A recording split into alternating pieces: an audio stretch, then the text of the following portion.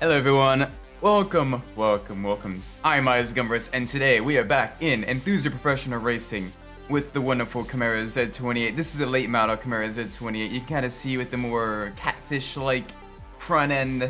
The older 4th generation Z28s had a front end that was kind of a bit closer to the 3rd generation Camaros with the individual beam headlights. This has single unit headlights instead. A little bit, you know, a little bit more aerodynamic, a little bit, I don't want to say uglier in my opinion, but a little bit, you know, a little bit different. We have the Catfish, powerful V8 motor as well. So let's see how well we can do with this. Got a whole bunch of races we can enter. I think I want to start off with a race at Pacific Gateway. You know, we got an American car. Let's race on an American track, get ourselves some, you know, high speeds going. Really test out that V8. Downside is that this is the automatic version as well, so no clutch. And it does at least allow us to do a little bit of the gear shifting. But yeah. Whoa! Yeah, no clutch. You see, the number doesn't become dimmer when I press the clutch button. So just brake, pedal, and just hope for the best. Ford Shelby GT, welcome. We're right into the thick of it, using the big power of the American V8 motor, getting ourselves into an early lead at Pacific Gateway. Because either way you go, the start of the race is a bit of a power grab, with both of them being fairly long straights on an uphill plane. So you gotta really get a lot of power under you and carry as much momentum as possible out of the early corners to really charge through. But this is the wonderful Camaro. Lots of torque, decent amount of power out of the V8. Ooh, not all that dicey on corner exit though. It still wants to slide out a bit.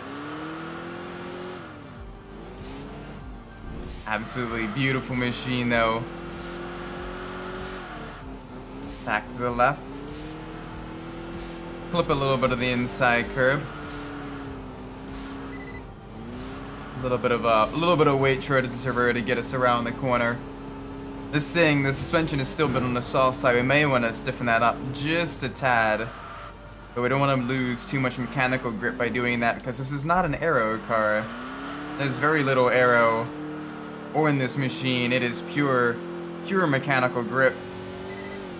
We were getting quite a bit of body roll as well. Major air time. Brake right around the snap-on sign. Get it turned in. Heck yeah.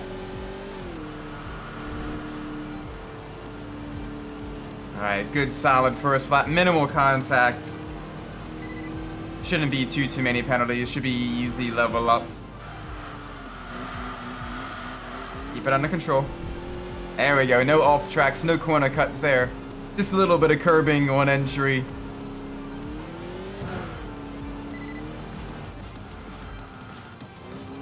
And I get to use this time as well to kind of talk about the trip last weekend to Watkins Glen.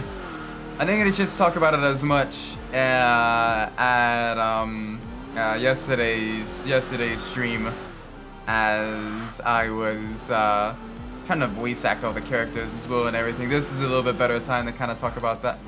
So yeah, I was at Watkins Glen for Friday, Saturday, and Sunday.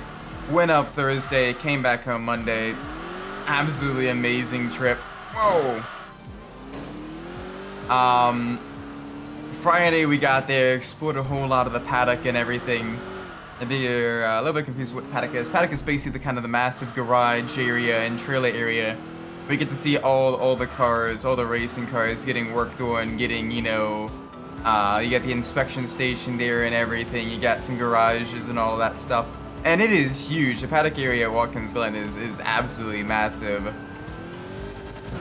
And there was so many trailers, because you had not only the 56 cars for the main 6 hours of the Glen, but then you had all the TCRs, the GT4s, so the SS120, Then you had all the Mustangs, the Mustang challenges, Lamborghini Super Trofeos, and the Porsche Cup cars as well. And that was really cool to get to see.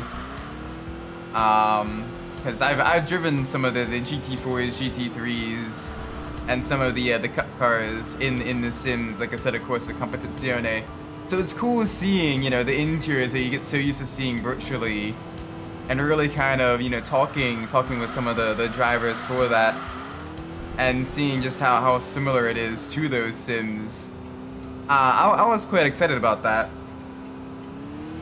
because it was really cool to see. Friday, it was a lot of qualifying, a lot of practice and everything for the main series. But there were 3 races that day. It was the Mustang Challenge race, one of the Super Trofeo races, and then the Porsche Cup race. The Mustang Challenge race 1 was a bit of a bust. I was a little bit disappointed in that one. Because if you haven't seen it online, why is my car continuously turning left? That might be a controller issue I have to look at. The Mustang Challenge was a little bit disappointing because well, there was 2 green flag laps in a 40-minute race, and then the rest of it was on a safety car, because literally they start, and two or three drivers wreck out quite literally on the main straight. Like, they don't get to the first turn before the safety car comes. Well, you know, before the yellows are waved and the safety car has to come out, right? And it takes a while to get that all cleaned up, because it's a multi-car incident, and those Mustangs were like literally totaled. They were big crunch, right? And then not, you know, they get it done. Okay, there's 20 minutes left. So they restart. They get most of the way through the main kind of NASCAR course and everything. You know, through turn 1, through the yeses, through the bus stop, through the chute, into the boot, into the toe of the boot, and then the yellow flag comes out again. And it turns out there was either a brake failure or something, because one of the Mustangs continued to plow straight forwards into the barriers and flipped. And so the rest of the race was the Mustangs following the pace car again. So I got to watch 1.5 laps of racing, not even that, for the first Mustang Challenge race. Not a great start to the weekend, but you know, it's you know, like the brand new series, the drivers are all new and everything to that. They're getting the kinks worked out. I get that, but still, that was a little bit frustrating, especially because I had taken my wife, and that was literally her first IRL race ever. That was it. That was her first one. So it was a little bit spicy. So then after that, there was the Lamborghini Super Trofeo race, and that one went a little bit better. That one, they raced for most of the race. There was 2 cautions there, but they got it pretty quickly cleaned up. Second caution, though, they did have to end under the yellow, which is a little bit unfortunate. But you still got to see some good racing. You still got to see the driver changes and everything. Got to hear the sounds of those beautiful V10 engines. Absolutely amazing. So that one went a little bit better. We had moved to the turn 1 grandstands for that one. After we got the Rexy plush from the vendor booth. And you know, so you have to see some cool battles, some cool overtakes going into the first turn. It was really nice. And then again, some more practice, and then you got to see the Porsche Cup race, and that one was actually really good. some really good racing there, some good side-by-side action. That was genuinely pretty solid. Like I enjoyed that one quite a bit. Then Saturday rolled around, and early in the morning there was another Mustang Cup race. Thankfully, a lot better this time than the previous time. They actually ended under green. There was some decent racing.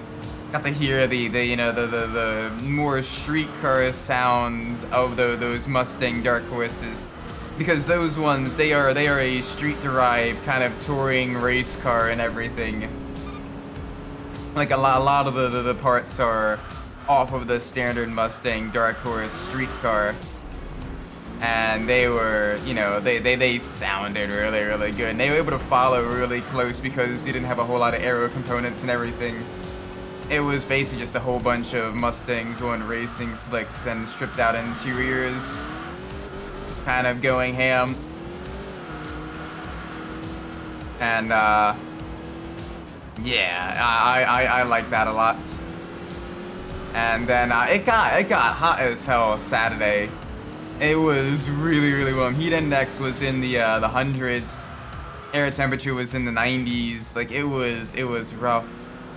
But we managed to get through it. Only a little bit of sunburn.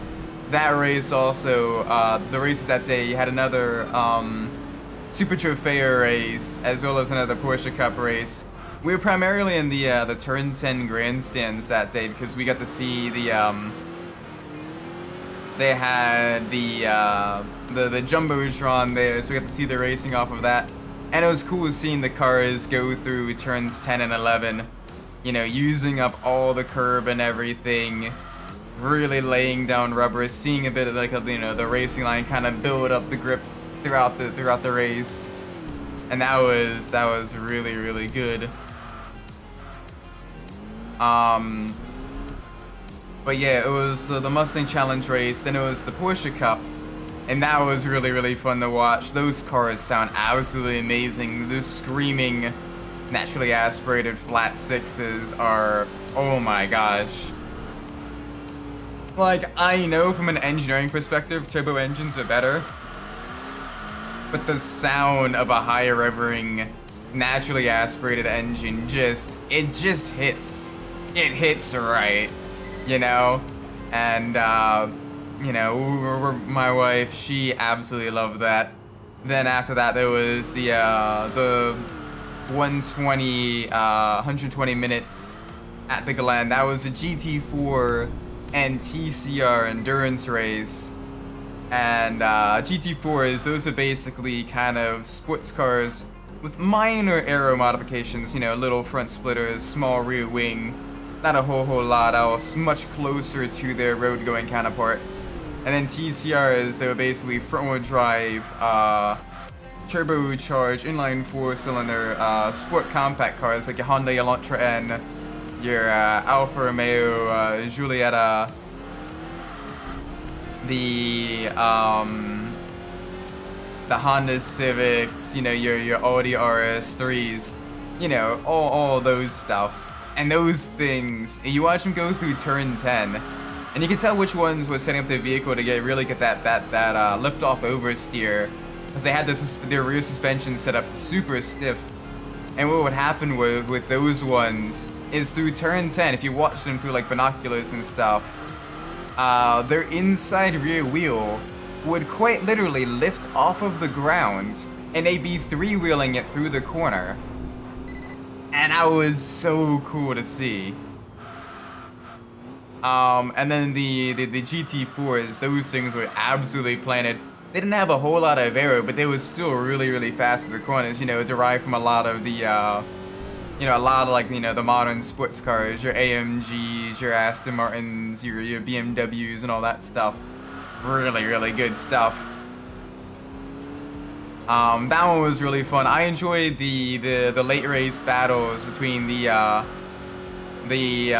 Hyundai driven by Robert Wickens, the former IndyCar driver that got severely injured in that one crash at Pocono. He's still racing. He's racing for Hyundai. they have special hand controls for him in that car to allow him to race. And then the one Audi RS3 as well. And both of those are absolutely going at it. That was an exciting battle to watch. And then on the last lap, 2 cars ran out of fuel, literally right in front of us. You saw the one car. It was a dark colored, I believe it was an RS3. I don't remember too much about the car, but I remember the driver inside frantically trying to get it started again. And then like because I was watching from the binoculars inside the car, and all of a sudden he smacked the steering wheel and just kind of, you know, threw up his hands in the vehicle. I'm like, oh, alright, he ran out of fuel or something happened. And then another car kind of sputtered to a halt shortly behind him. So I feel bad for those 2 drivers, but it was still a really good race, really nice. And then finally there was Lamborghini Super Trofeo race that had a whole lot of cautions. Oh my gosh. The support races had so many cautions when I was at Watkins Glen. I remember there was an announcement from one of the guys that was running this series that all the drivers are going to get a, and I quote, stern talking to. So that's race stewards were not happy with the way some of those drivers were driving in the support races there. Not one bit. Oh my word. Maybe the heat just got the people or something, because people were doing all kinds of silly stuff, trying to pass into places that you can't really pass at, you know, going absolutely ham on the opening laps.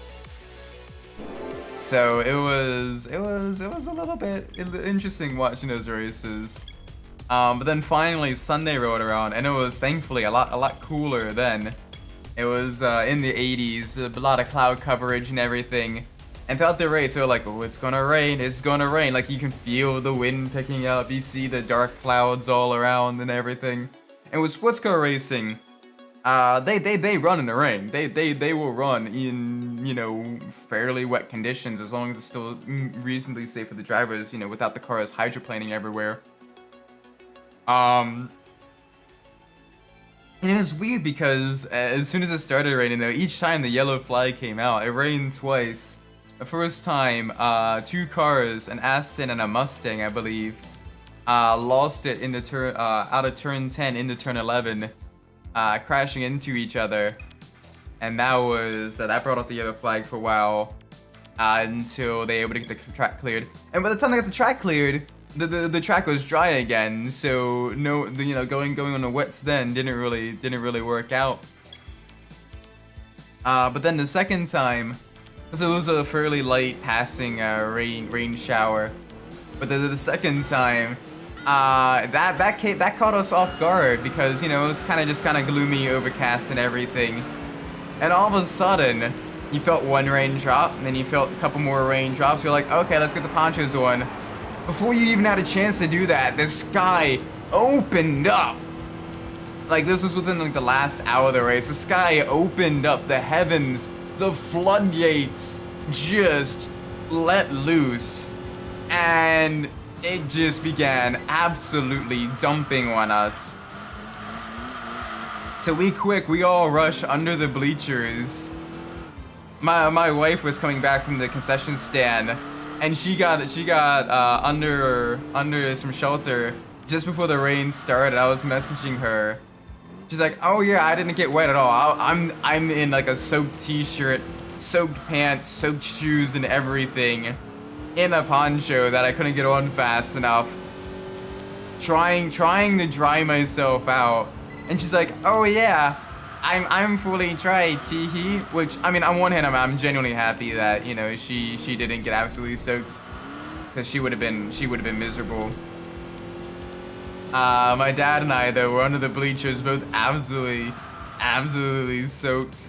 We're watching the broadcast on one of the TVs under there, because they had red flagged the session, because the Iron Dames Lamborghini went off between turn 10 and turn 11 and had a heavy hit with the wall.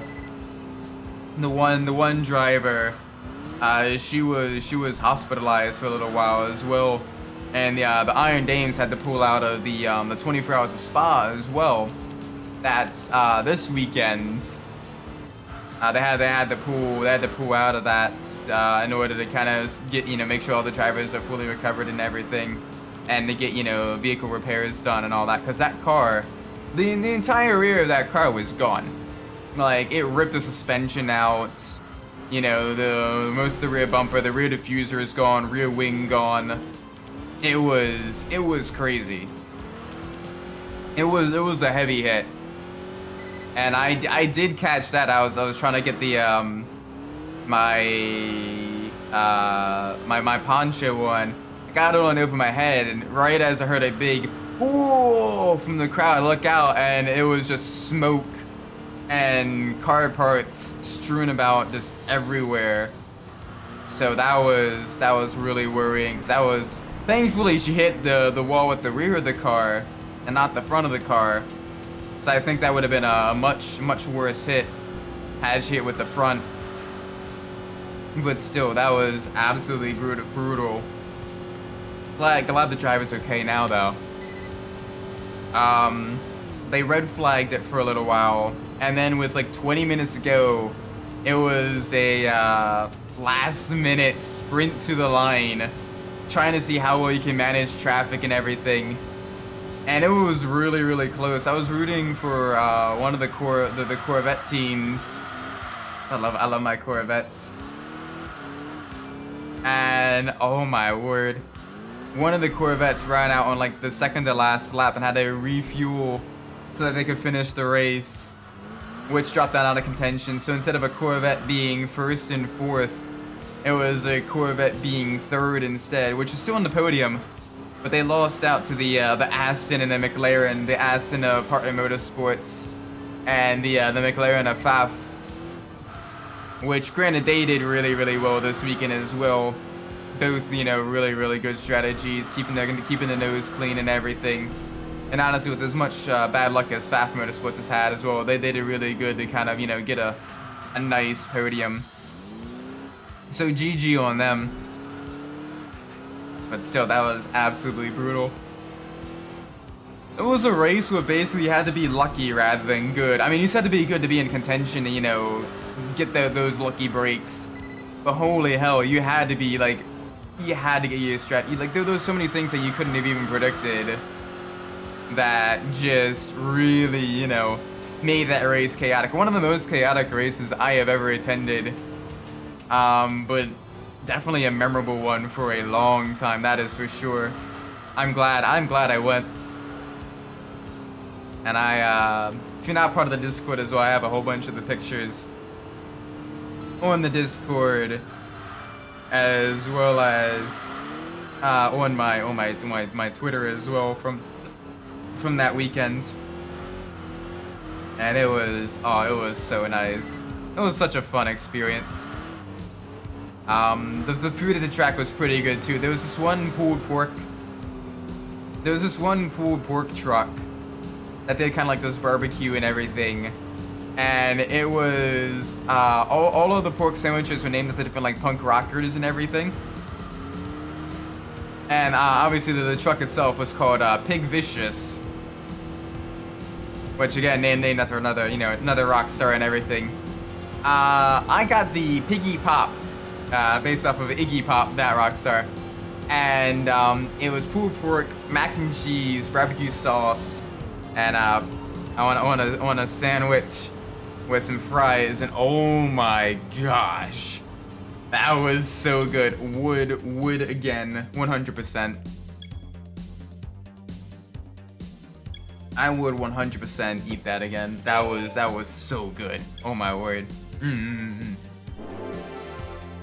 It's a little bit pricey though. It was like $23 for the sandwich and fries and everything, but it was good. It was good. I like that. I like that a lot. I like that a lot.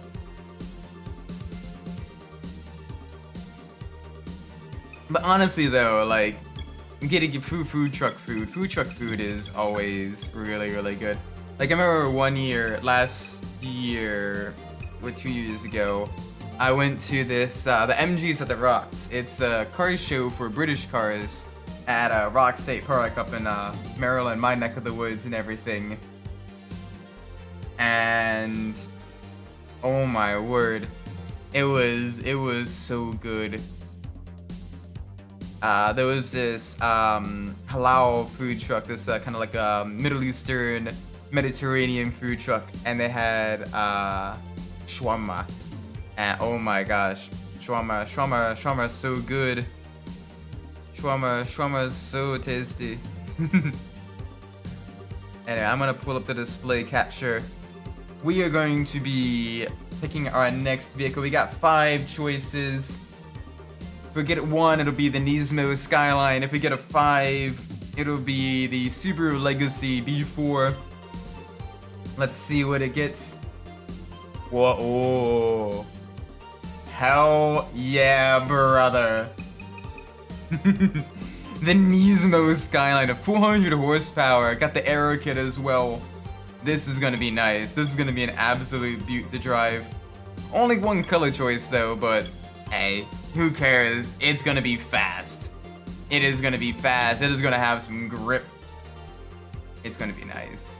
It is gonna be so nice. I'm excited to drive this. Let's get a few things adjusted on the setup. And let's do this. I want a little bit more oversteer. Not a whole lot. Just enough to really kind of get the vehicle all ready for that. The sharp corner turn-ins, and then being able to pull out of those corners as well. That should be really good. That should be nice. Ooh, the Japan Grand Prix as well. Yeah, even if we are under-leveled, we should be able to do solid here. Even if we are under-leveled, we should have a fighting chance. Plus also, this is a good way to get some extra points, some extra ranking points and everything. Oh my gosh, 8,000 RPM red line. Don't mind if I do.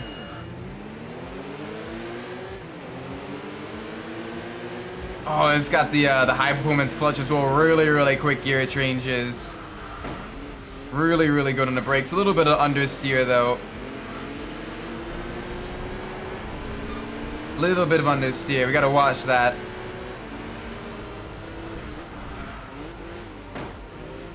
Come on, let's kind of edge out the competition just a little bit. Oh yeah, the Yellowbird. Yeah, the Yellowbird's got this win in the bag. The roofs in this game, if you can control them, are absolutely brutally fast. Ow. Can I not be sideswiped by Garaya? Come on, get out of the way. I need to get back up with the other Skyline.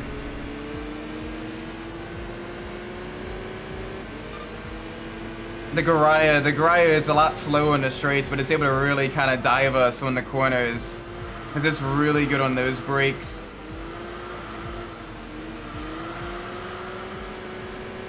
Oh, I managed to hang out around the outside though.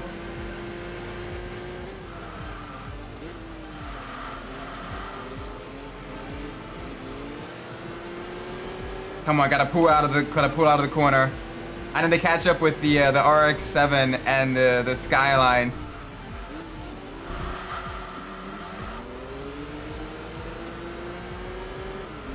Come on.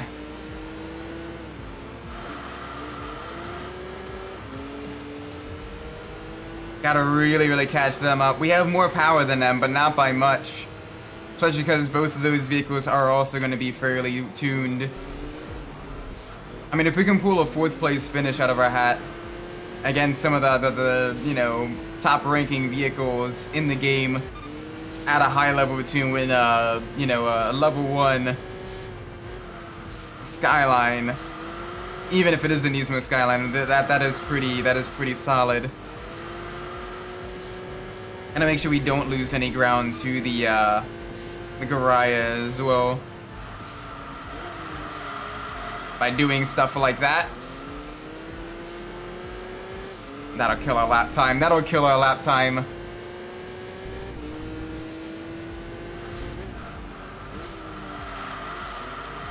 Yeah, we're going a little bit too deep under the brakes there. We're trying to catch up way too quickly.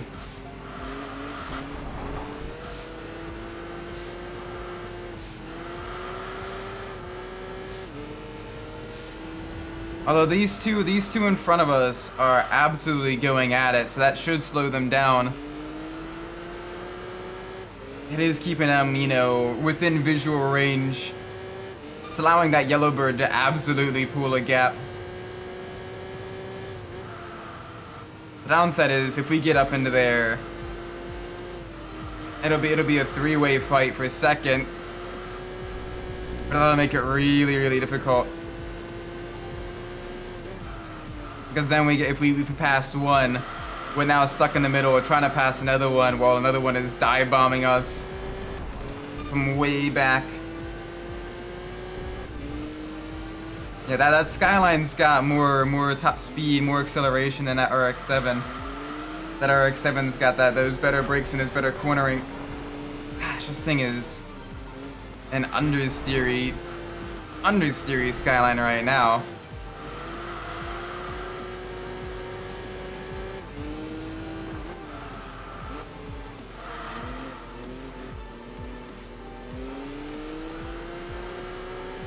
Come on, I need to catch up. I need to go a little bit faster lap times. See if I can't run low 103s. I think that'll be what I need to run to really, really catch up. That is not the time I want to run. I need to go a little bit faster.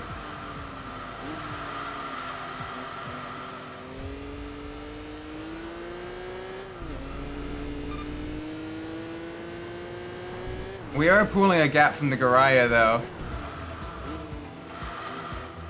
which is nice. But it looks like the Skyline and the RX-7, even with them battling, they are pulling a little bit of a gap on us as well. So we're a little bit of no man's land right now. Come on, give me a little bit more turn-in. I think I might need to get a little bit more rake on this car. Lower the front just a little bit to get that a little bit more turn-in bite. And maybe stiffen up the rear just a click or two. Just to get a little bit more of that extra rotation. So right now the Skyline is just a little bit understeery. I mean, it's got lots of traction out of the corners and everything. Like, it is a rocket in the straights. But around the turns, especially the tight technical turns like this, it's having just a little bit of issues. And you can even see as well with the other R34 Skyline ahead of us, that's battling the RX-7. They are. It's kind of the same story. It's probably why the RX-7 is able to hold on so closely. It's able to get lots of speed out of the corners. But the Skyline is really able to kind of, you know, get through the high speed sections a little bit better. A little bit more torque from the inline 6.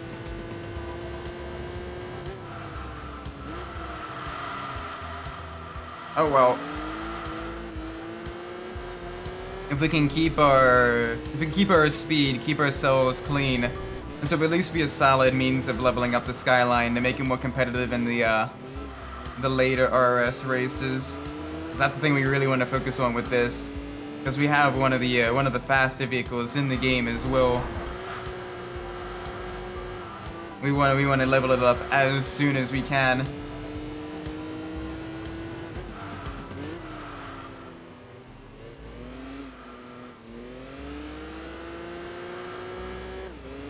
Come on.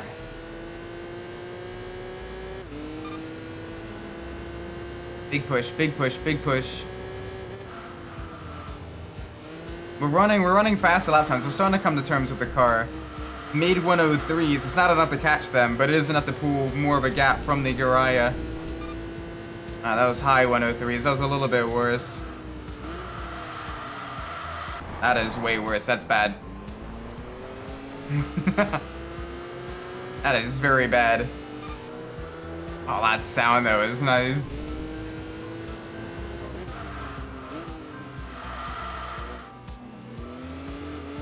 That sound though is very nice. Nice and easy through the twisties.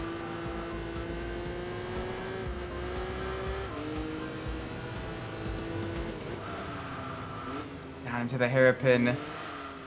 Nice and smooth, nice and smooth. Go, go, go, go, go. This would be a little bit of a slower lap, probably in the 104s, if not 105s. That first turn mistake really probably cost us a lot of time.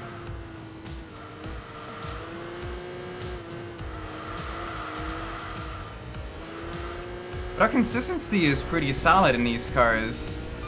In this game as well.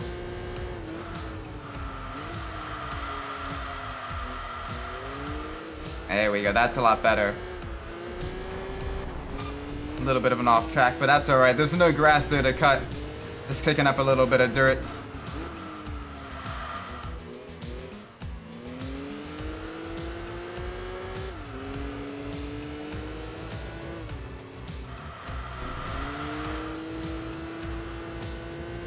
Yeah, but this just shows the level of performance on these RRS cars as well. They are almost fully tuned, if not fully tuned vehicles. So they have the highest level of performance, the grippiest tires, the lightest weight chassis, the most powerful engine upgrades. And right now we are in a level 1 Skyline. Hopefully we can get that leveled up soon. So I wanna really see what this thing is like at its max level of tune. It's gotta have some serious power. It's gotta have some really, really good performance, some really good speed.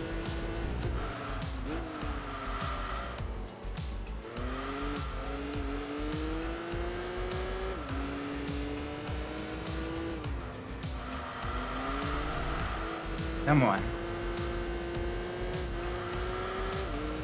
Come on.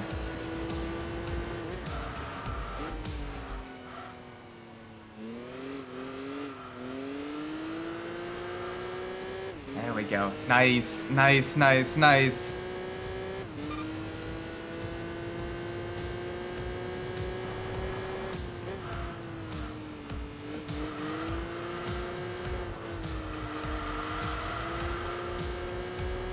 Alright, 2 more to go. Yeah, but we're in those mid-low 103s right now.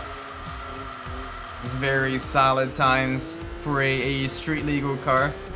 1 minute is kind of the benchmark for most you know, most performance vehicles. If you can run a 1 minute or faster time, you've got yourself a really, really fast car. So being at 103 in a street legal car with only 400 horsepower, that's not bad. That is not bad at all. That is very, very respectable.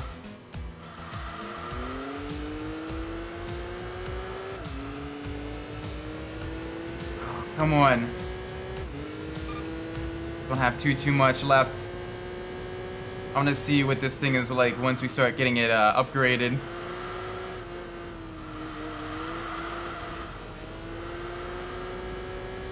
I love the Nismo aero kit on it as well. It looks really, really good.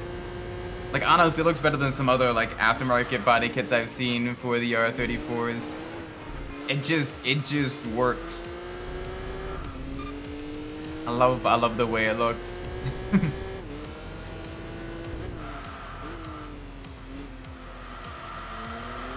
on, nice and smooth around here. Nice and smooth around here. Only a couple corners left, Isaac.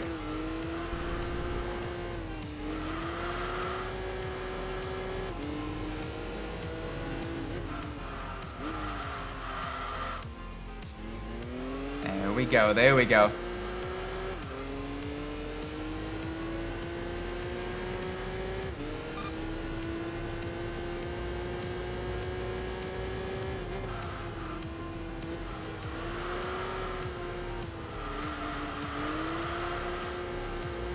final corner.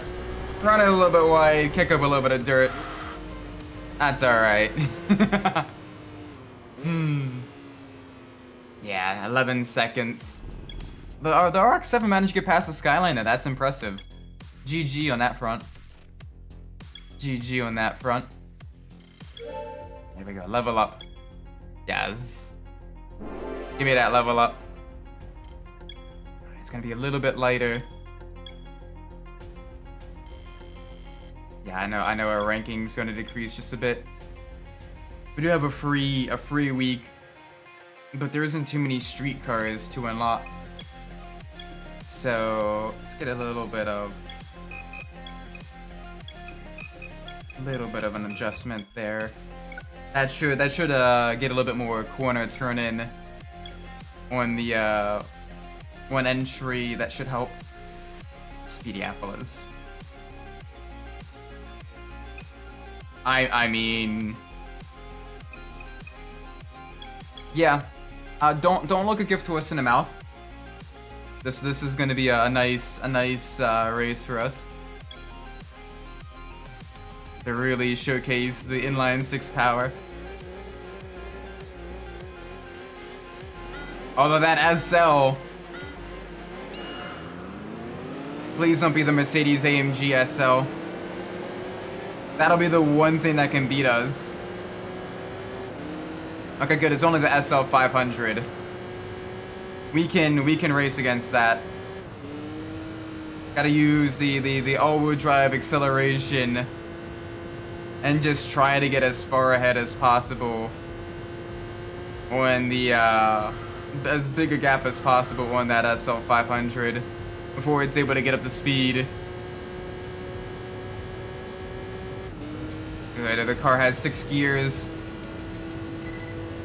That is very nice.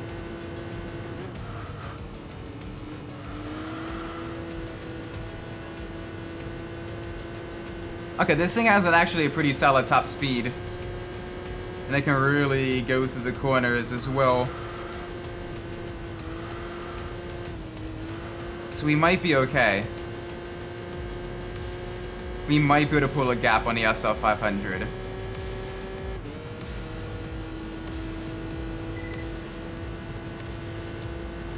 $170. Holy moly. Yeah, this thing's got the top speed as well. I got nothing to worry about here. It's not often you get to go to Speedyapolis Ring in this game, because usually the cars that are the fastest on a track are also the fastest in a straight line as well. So usually either blowing the competition out of the water, or you got a vehicle that's like kind of old, really good in the straights, but kind of not that great in the turns, and you're kind of abusing things there. That's basically the only 2 times you're really going to Speedyapolis Ring.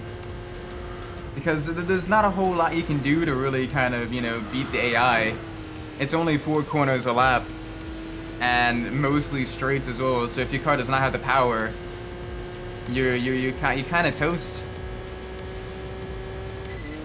It's difficult to defend as well, like legitimately defend, not like, you know, weave all over the straights and, you know, run them off the course, which I don't like doing even against AI.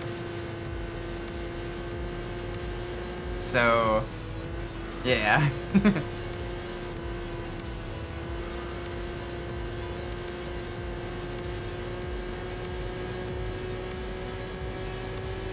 Wink.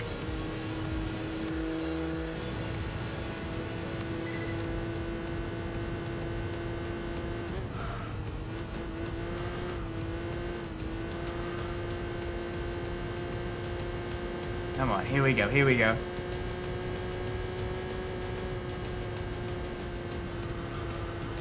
Nice and smooth around the corner. A little bit of a tap there, that's not good. Come on, Isaac, keep it nice and clean. Oop. 1. Got a faster lap time, though. Gotta try to do that on a clean, non-contact lap. Alright, new mission. Because it's pretty clear that unless something drastic happens, We are gonna win this race. Our new goal is to lap everybody. That is our new goal. Is we need to lap every other driver on the track. So we gotta make sure we are pushing as hard as we can, as fast as we can.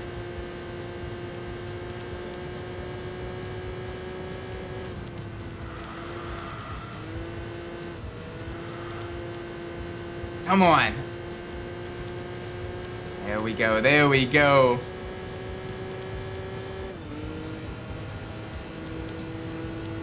Yum.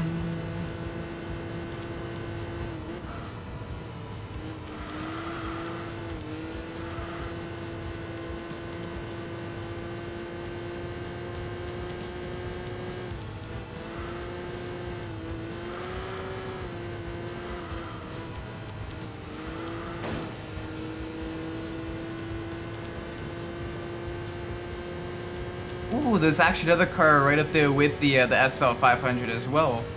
Interesting, interesting. Wonder what that one is. I'm curious now. Only one way to find out. I guess there's two ways to find out. Actually, we can finish the race and see the results. But I want to find out early. Let's try to catch up to them and lap them. Come on. Speed!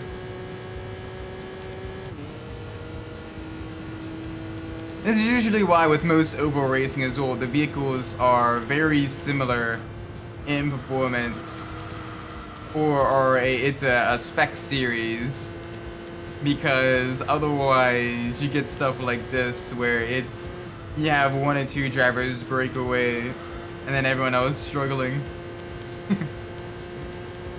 Oh, here we go. We're beginning the lap traffic.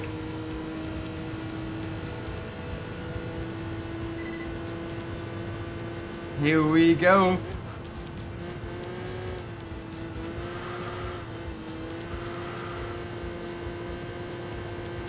Alright, what is the first car? That is the Lancia Stratos. Bonk. Alright, not exactly the cleanest way to pass. So the Lancia Stratos right now is in last place. Who is in 5th? Gonna see that in just a second. It's a darker color car, whatever it is. It's dark, bluish in color. This, I believe, it looks like the Alfa Romeo. Yeah, it is. Alright, that's the Alfa Romeo. And that means this one here is probably the RX-7. No, okay, it's the 180SX. That means the RX-7, the FC RX-7 is actually keeping pace with the SL 500. A car that has over 100 more horsepower than it. Or about 100 more horsepower than it. Somewhere on that range. That's genuinely impressive. GG to the RX-7. The little rotary that could. We've got 3 more laps to hunt them down.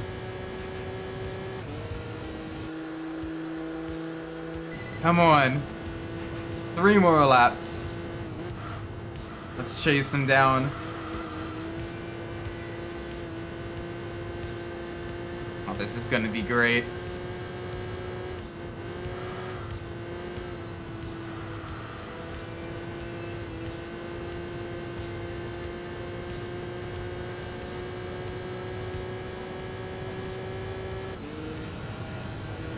Come on. Come on, hunt them down. It feels so strange being the one chasing down, not for a position, but to actually lap. It feels so strange. Hopefully we get some decent points out of this. I mean, we were winning an RS race. So hopefully it gives us at least something.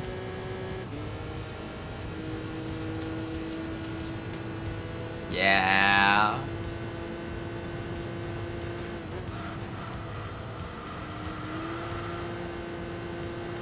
There's the RX-7, there's the little rotary that could. And then there's the SL500. Bonk.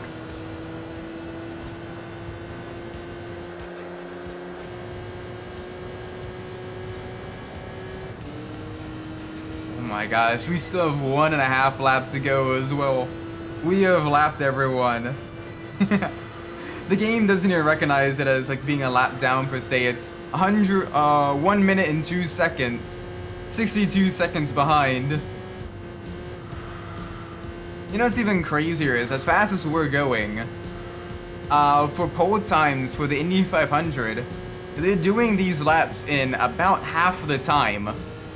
That is how fast an Indy car is. It'll go around the Indianapolis Motor Speedway in almost half the time. Almost half the time it takes for us to go around in a fairly tuned Nissan Skyline.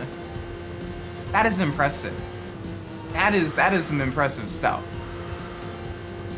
Like, the speed and the ability to maintain the speed as well of those vehicles going through these corners and everything, like that is wow. That is cool stuff.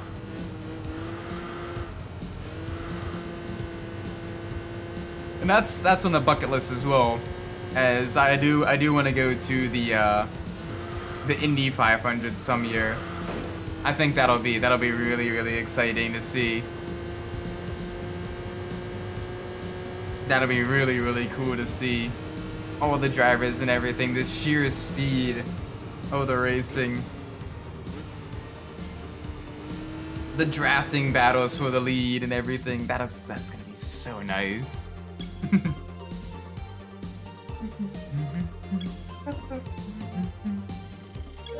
There we go. Oh, that is a lot of points. That should be enough for 2 level ups. Give us a little bit more power. Yes. Alright, good. Our points did increase just a little bit. Not quite enough though. We gotta hope that the next race is a little bit more difficult, a little bit higher on the point scale. The European Grand Prix. Ooh, 2.3. We're gonna be up against the Caterham 7 and a Ford GT. It's gonna be a little bit difficult. Welcome, Mr. Midnight. Hope you're well today. We are driving the super powerful Mismo Skyline GTR. And we're up against some fierce competition, Corvettes, Ford GTs, 2 Rally Legends, and of course the Caterham Super 7. I'm playing some Mario Kart. Ooh, nice. Did you manage to get the online working for that yet? Is that what you're planning on doing, or are you trying to do more of the single player stuff first? Get all the unlocks before you hop into online.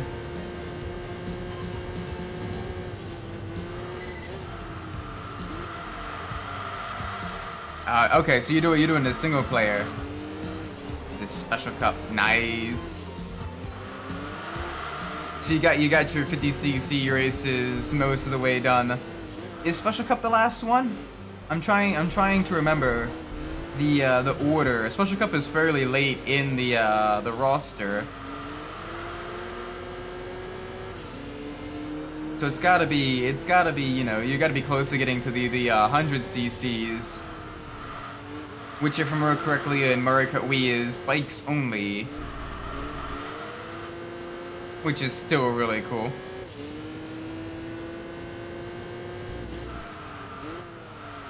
Alright, we gotta brake a little bit earlier. Brakes in this car are not the best. And it is showing as we are losing out massively in the braking to the Caterham. Oh.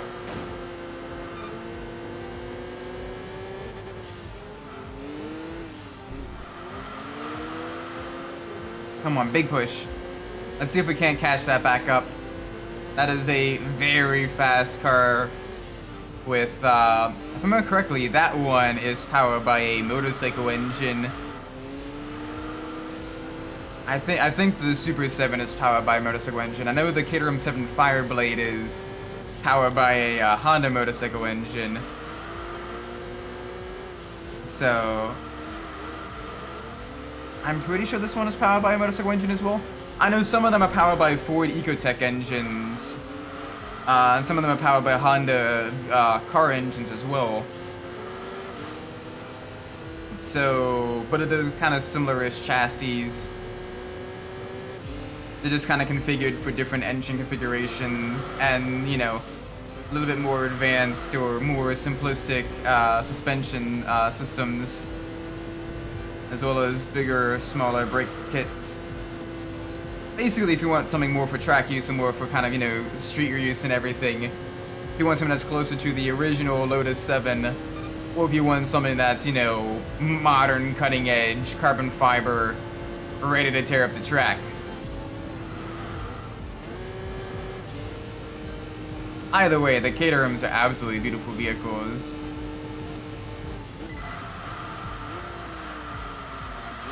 Gosh, the brakes are terrible in this, though. That is the one Achilles heel of the Skyline, is the brakes. You brake at where you normally be for a lot of other cars, and it just kind of pushes forwards.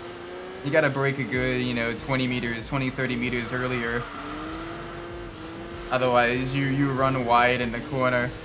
Granted, it's got such a high rate of speed, it's got such massive amounts of power, that it could just be that it's got a lot of straight line speed with the similar braking performance of a lot of other street cars. We're approaching the corners fast, so we gotta brake earlier. All I know is that Caterham is able to really dive down there on the brakes.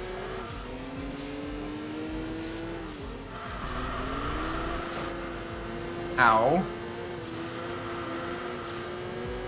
Alright. GG, Caterham.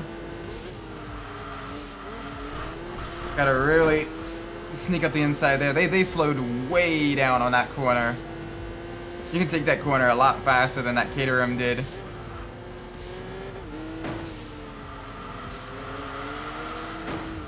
Just fighting for position back and forth here.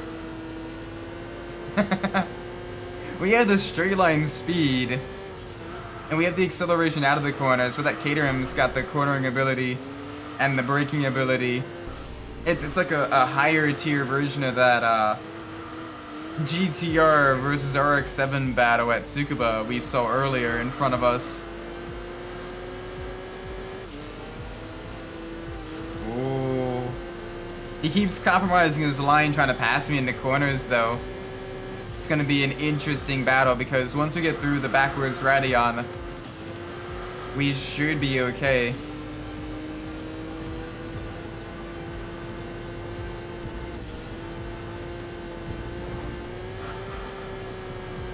There we go. Alright, use all the power of this beautiful straight six. Come on, full speed ahead. 173 is our maximum speed.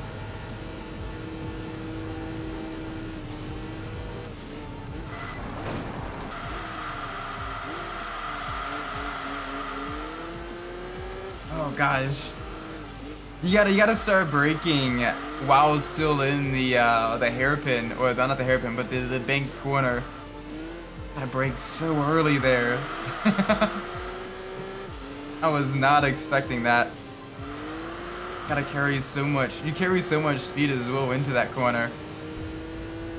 So you gotta be really, really careful.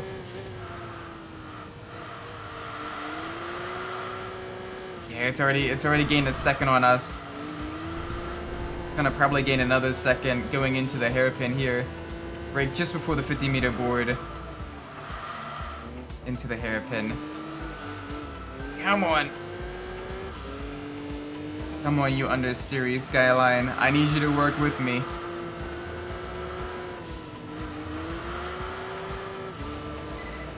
There we go, there we go.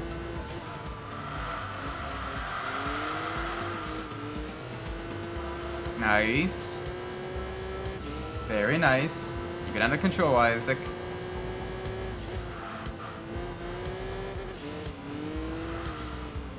Remember, this is a 4th gear corner.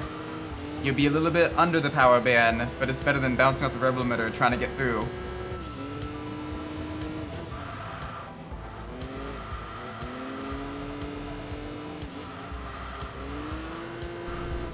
There we go, nice and easy.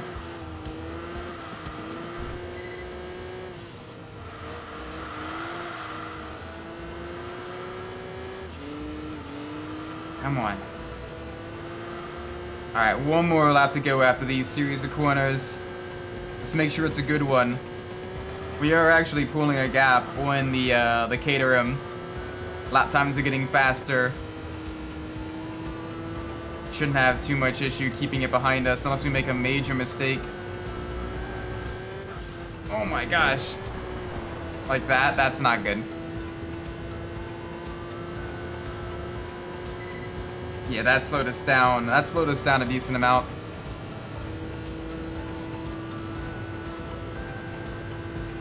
The sound of the wind rushing past your car as well.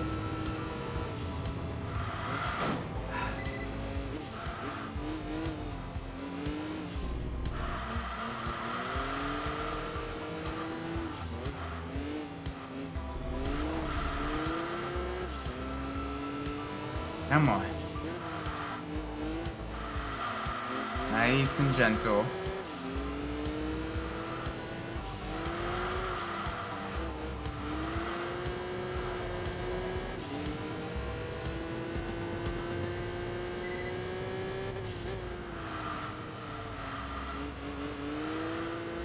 Yeah, alright. The Caterham has caught up a little bit.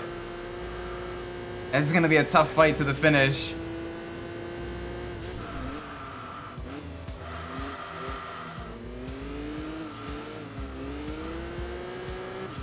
Come on. Inline 4 versus inline 6. Lightweight versus pure power. Simplicity versus the greatest technology at the time. Oh boy.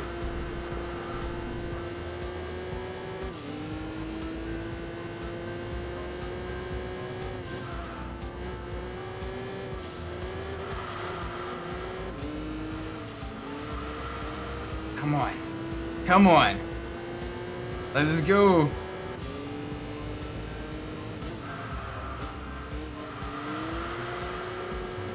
Nice and smooth around the turns.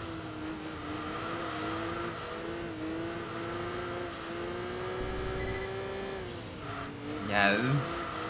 Come on. Almost there.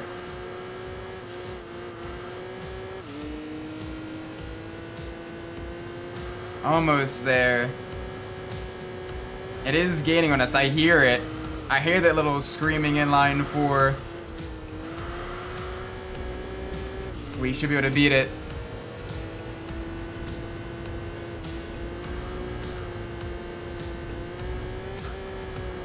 Come on.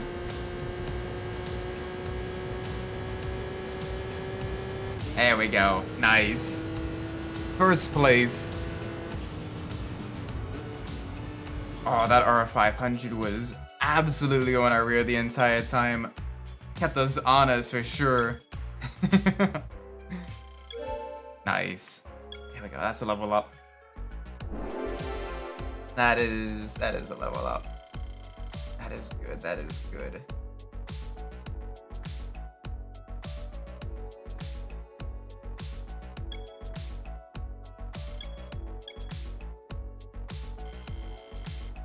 Nice, there we go, our ranking improved as well. Now we won't be able to do the next RS event because that requires only the top 6 ranked drivers. We are ranked at 25. So we won't be able to do this next race for RS. We still have a whole bunch of R1 races. I don't want a test run, I want a settings. Whoops. Ignore that.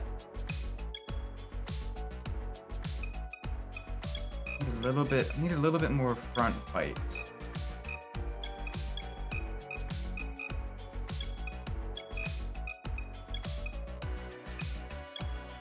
There we go. Unlock that front. Unlock the front differential as well. Should be alright.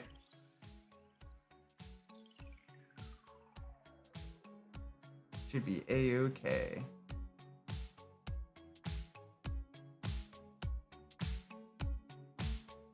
Ooh, there really is not a whole lot we can enter. All of these, we're gonna be a lot faster. To erase a Pacific Gateway. Maybe. Alternatively, this is a free week. So we can do... potentially do another race. Ooh. Yeah, so we can do a race at the Dragon Trail. Yes, let's do it. Let's do it for funs. Tight, technical mountain pass, perfect for a Japanese car.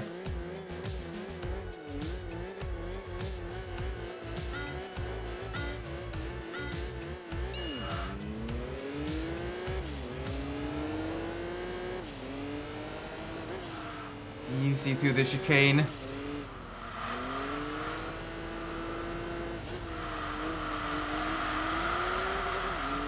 Nice. Oh yeah, the handling mods, or the slight adjustments to the handling and suspension really did a number on this. This is good now.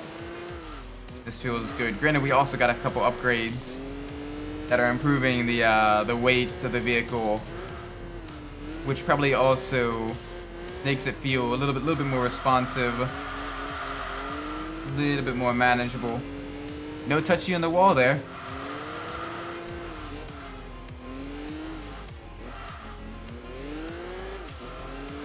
No touchy the wall there, not one bit.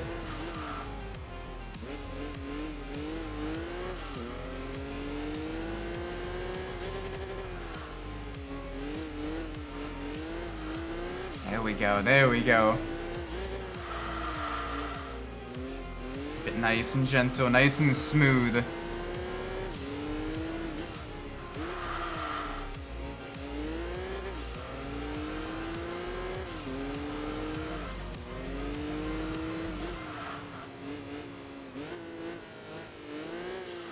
Easy does it. Easy does it.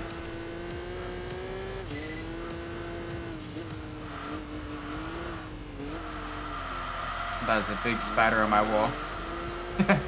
I just look up behind my PC, there is a spider just slowly crawling up my wall. I mean, he's vibing. I'm vibing. We're all good. You know, he gets rid of any of the bugs. And in Maryland, there is lots of bugs, so, you know, not too bad.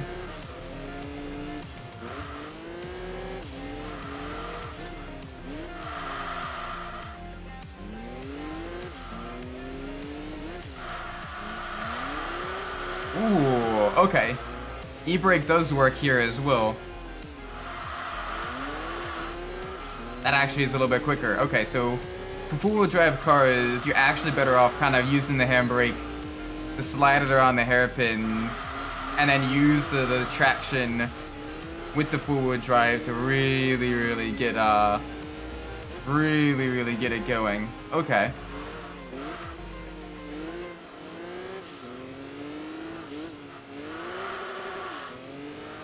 At least the really tight hairpins. The more open hairpins, not as much. Because you end up sliding just a little bit too much. But on the tighter hairpins, yeah, that is very useful.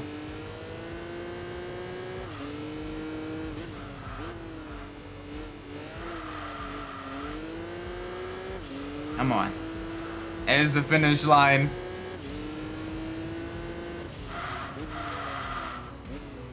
Nice. Very nice.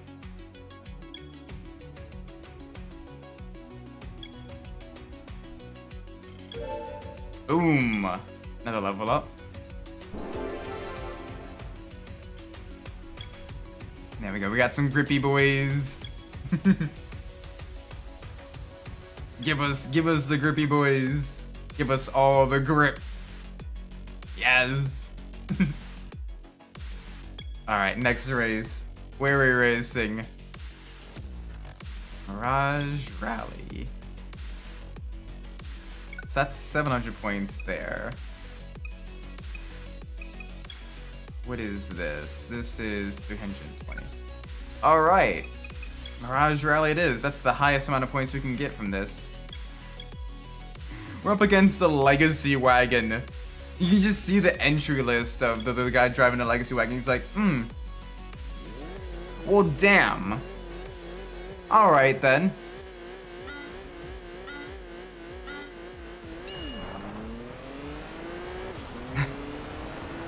We're just gone. Granted, we are in a fairly modified Skyline, so it shouldn't be it probably won't be the best off-road, even with its four-wheel drive system.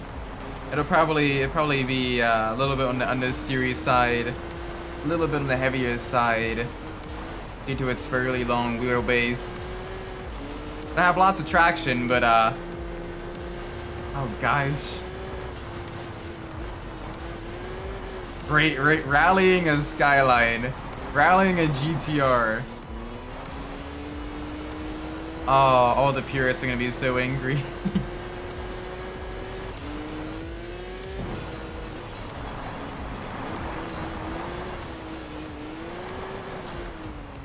Come on, get it to turn in just a little bit. There we go, there we go. Nice. Alright, big push now. At the highest speed section, we get to see how fast this thing goes off-road. Probably kicking up a massive dust trail behind us. Alright, we need to brake way early here. Get the car to turn in.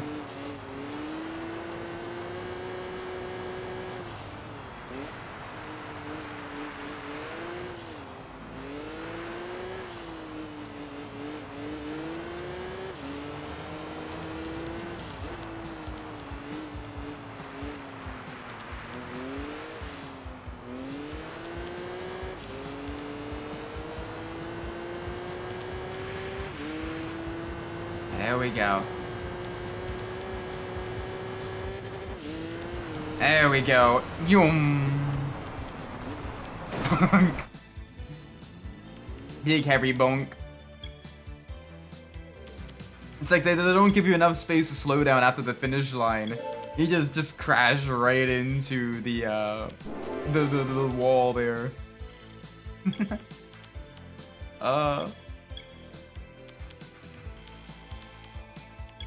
Ripperoni. Ripperoni and cheese. Alright, what is the next race? What are we doing? Oh, the New Year's Cup. Yes. Around Autumn Hill. Short, quick laps in the Japanese countryside. Even though it's New Year's, the trees are still, you know, yellows and reds and everything. That's one thing that always kind of made me laugh a little bit about racing games that kind of had a calendar system like this and like Gran Turismo 4 as well. It's just like, oh, it's April? Oh, it's January? Well, this track is still in fall for some reason. Granted, it is a beautiful track anyway, so I'm not gonna complain too much. Because it is a genuinely gorgeous track. And it's fun to race on too. One of my favorite tracks in the game. Absolutely love driving both modern and classic cars on this. Because there's so many different lines you can take through the corners as well. Really good for battles. And also the speeds. Like it just feels really good to drive. Oh gosh, the aggressive blow-off valve as well on the GTR. Oh my word.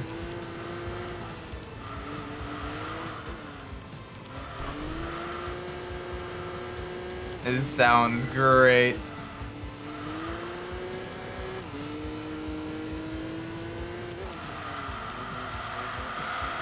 Whoa, little tap there. Little love tap.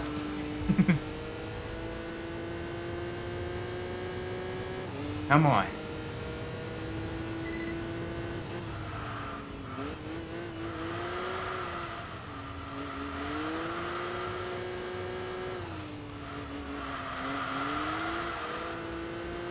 Let's go. Big push now, big push.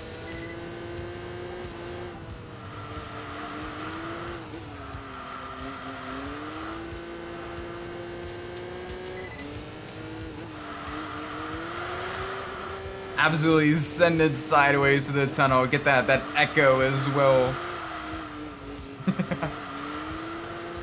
Oh my god, this is so much fun to drive once it gets upgraded.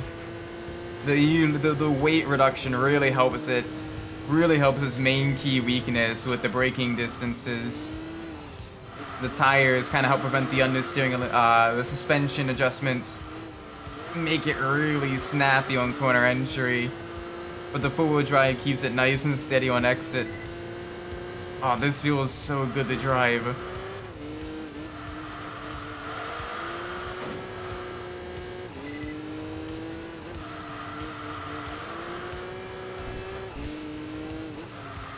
Oh my gosh, and the laps are so fast as well. Holy moly.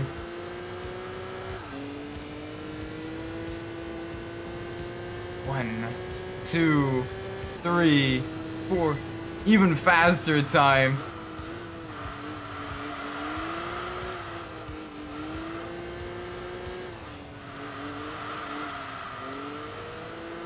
Come on, big push now, big push.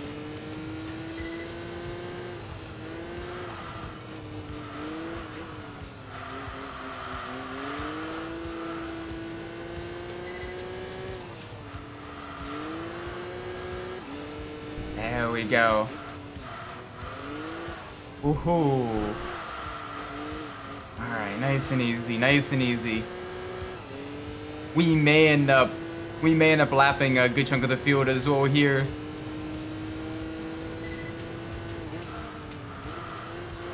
Yeah, I think we may end up lapping a solid chunk of the field. Oh, this is gonna be close. I say that, but we're rapidly gaining at least the back markers. And even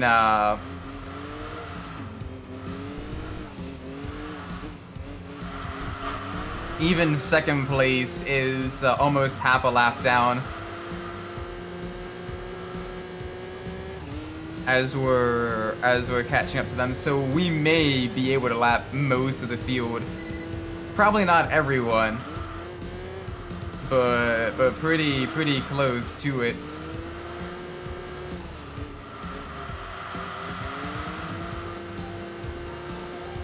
It'll be a tough ask for sure.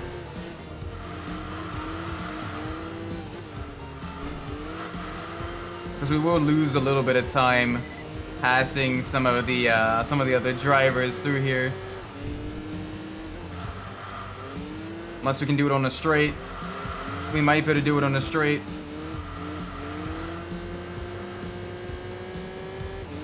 Oh, come on. Nah, we're gonna have to do it in the turns. Alright, risky moves. On last place, it is the Mitsubishi Lancer Evo, the Tommy Makinen edition. You can see with the stripe on the side. Oh, we're getting slowed up. Blue flags, let us by.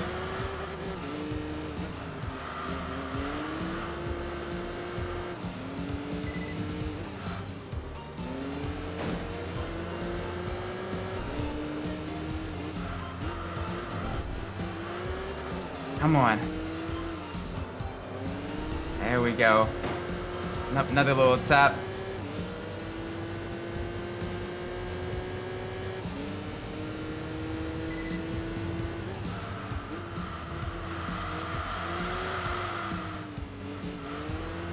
There we go. Nice and easy, nice and easy. We got this.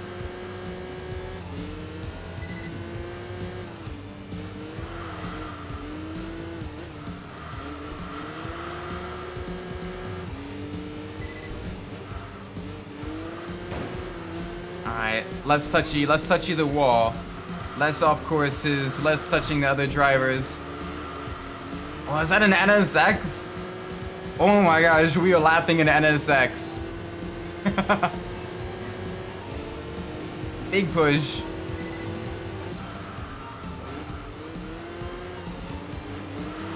Oh my gosh, the Legacy is also beating an NSX. Bro, what are you doing? You're in a car that was partially designed by Ayrton Senna, and you're being beaten by a family sedan. What is wrong with you? Alright, cut into the inside. There we go, that one was clean. I don't think we're going to be able to catch. Yeah, unless we can really reel them in by 14 seconds in 2 laps. I don't think we're going to be able to catch up to that Aston Martin. But lapping 4 out of 5 cars, it's not too bad. That is not bad at all.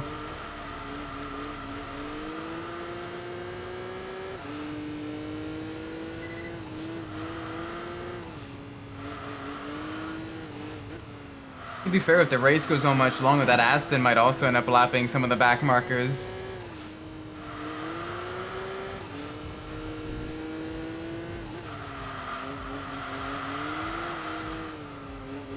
Come on. Easy.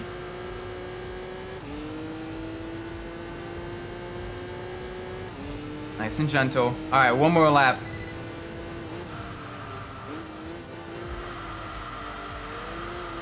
Yeah, it's not going to be enough to catch them. But we're doing solid. We're doing very solid here.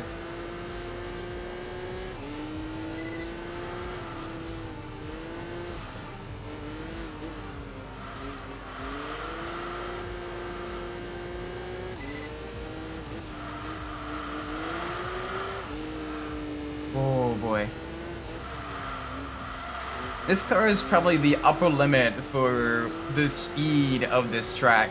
Like anything faster, and the track I think would feel way too small for laps around here. Like it is absolutely crazy. 44-second lap times. Oh my word. That was fun though. That was so much fun. Absolutely just tearing through the corners. Yeah. A few love taps at the wall though. It's not as good. We need to kind of clean up our driving just a little bit. Yeah, our ranking points are being maintained. It's difficult. It's so difficult.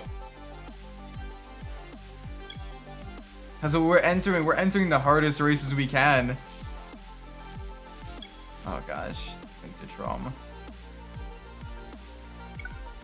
I don't want to do Winter Trom. I don't want to do Winter Trom. I will do the one make race though at Pacific Gateway. Full field of Nismo Skylines just tearing through San Francisco.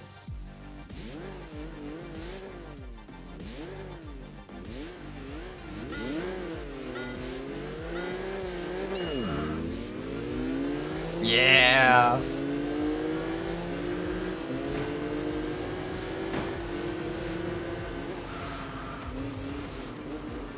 Alright. Whoa! Not sure what that slide was there. Adachi, welcome! We're doing a one-make race right now. Anyone here? It's been a little bit of a quieter stream. But, it's good to have you here. Right now, we are tearing through the streets of San Francisco. Absolutely balls to the wall. In the Nismo Skyline, one of the faster cars in the game. I'm so cute. Only chickens here. I love chicken. Yum yum yum yum yum. I mean, people can lurk if they want to. People can chat if they want to. Have me on in the background, whatever. I'm here having fun. Driving some high performance vehicles. The Catfish Camaro did us really well. Got us some good ranking points.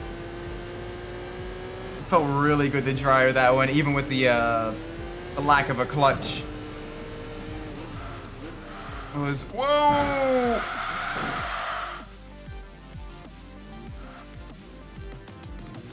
Okay. So I need to brake way early for that corner.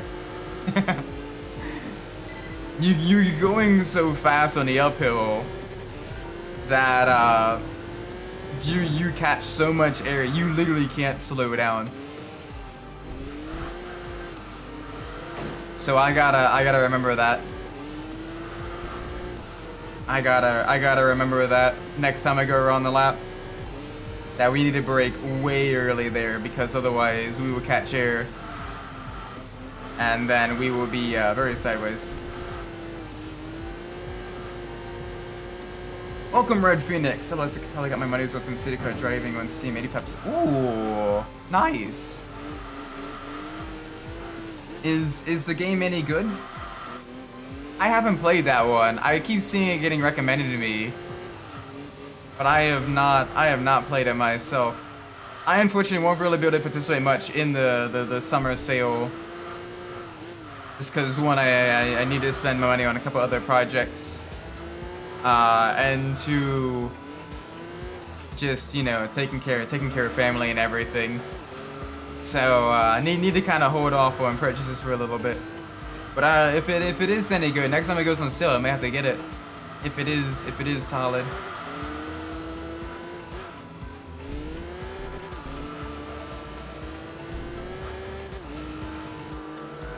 Oh yes, we're in the Nismo skyline right now. Absolutely beautiful. All right, brake, 100 meters.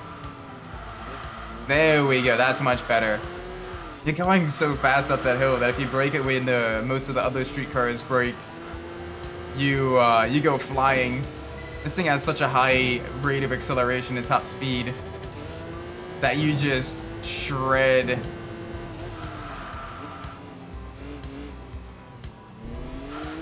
Warrior 64 posted many of the games on the Steam. Ooh. Yeah, I know there's a lot of racing games on sale as well. Like, a lot of the Need for Speed games. If you're looking at getting any of them, now is probably the time. Or if you want to get it before it's delisted, Forza Horizon 4 is like 85% off. Probably the last time you can get it legitimately.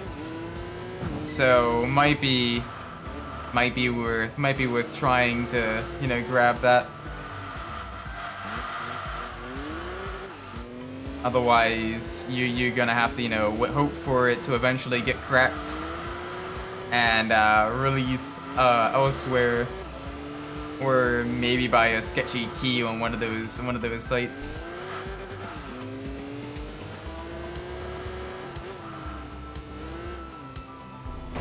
Bonk, a little bit of a bonk there.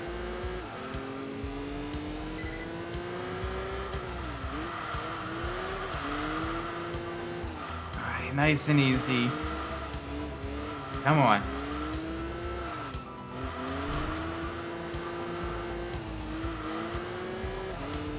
Keep it up, keep it up, keep it up. One more lap. One more lap through the streets of San Francisco. We're breaking at the 100-meter board here.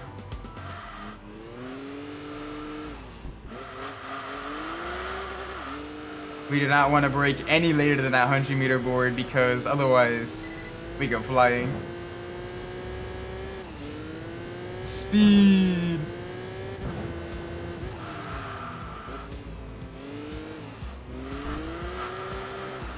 Nice. Final corner. There's the finish line. Yum. Now this unfortunately won't give us a whole lot of points. 600 if memory serves me correctly. But it'll be a decent amount. It'll be a decent amount.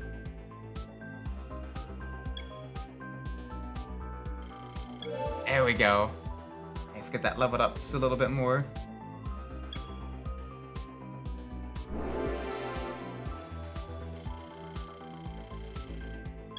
One more level for the Skyline. This thing levels up really quickly. Just because you get a lot of the extra bonus points with setting the fastest lap for race victory and all that stuff. So even though the cost of the vehicle level ups are higher, it's still worth it. I should have picked a different race. I don't want to do another race at Pacific Gateway.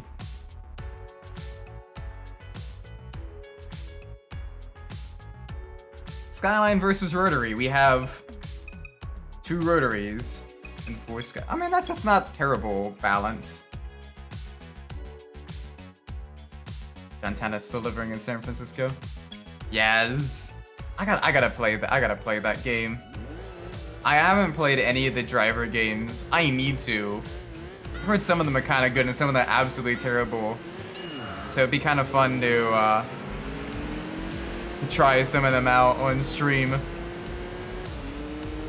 thing is, I don't know when I do that because I want to have at least a couple days dedicated to like strictly racing games.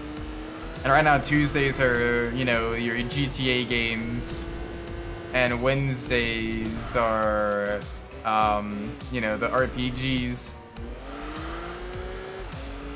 So not sure where I would fit that in.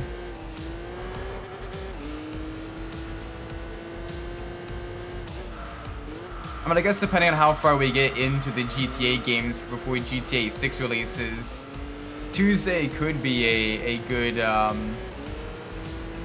driver day. Kind of have that you know, the same vibe. Yeah, the mission based, you know, driving format. That could be fun.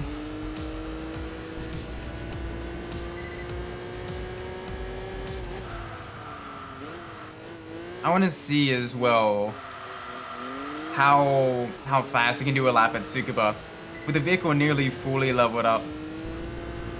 Previously we were able to do like 103s, right? Now I want to see if we can't get into a sub 1 minute lap because the vehicle is now almost fully leveled.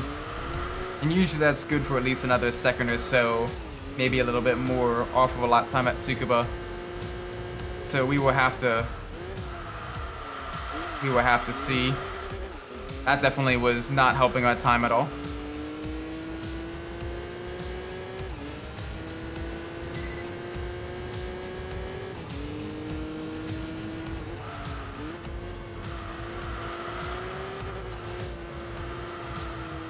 Come on, give me a little bit more grip. Ooh, 1 minute flat.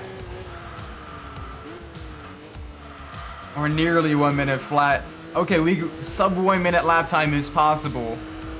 Sub 1 minute lap time in a road car is possible. We just need to get a couple more tenths off, and we can do it.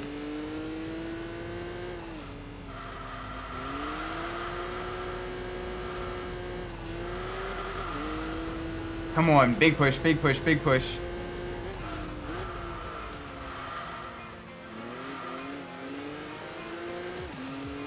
Come on. Can we do sub-minute lap?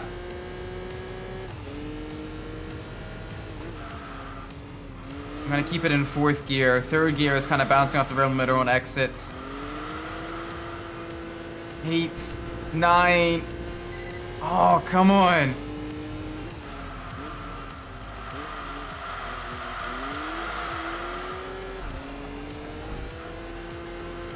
Big push. We need to get that sub-minute lap time.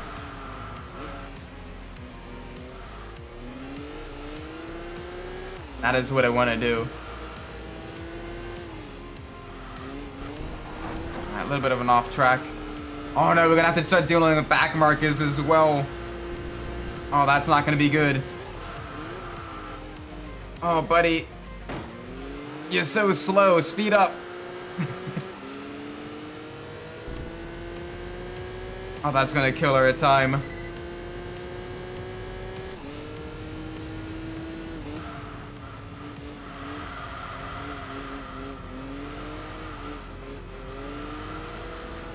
Come on.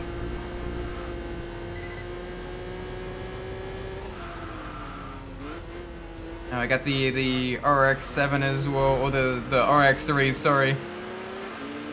Got the RX-3 here. Out of the way. Oh, we may have one clean lap next lap. I don't know.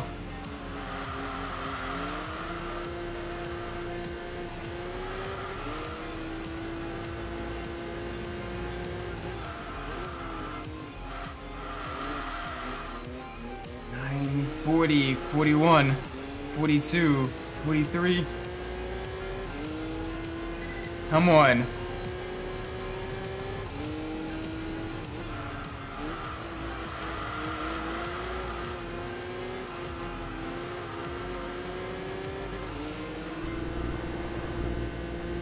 Ah.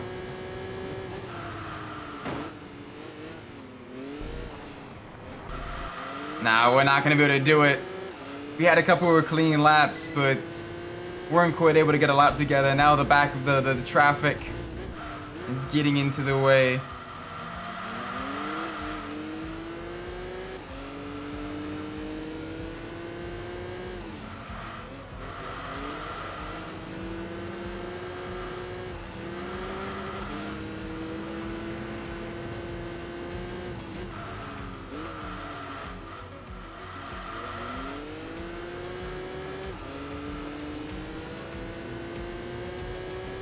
Come on.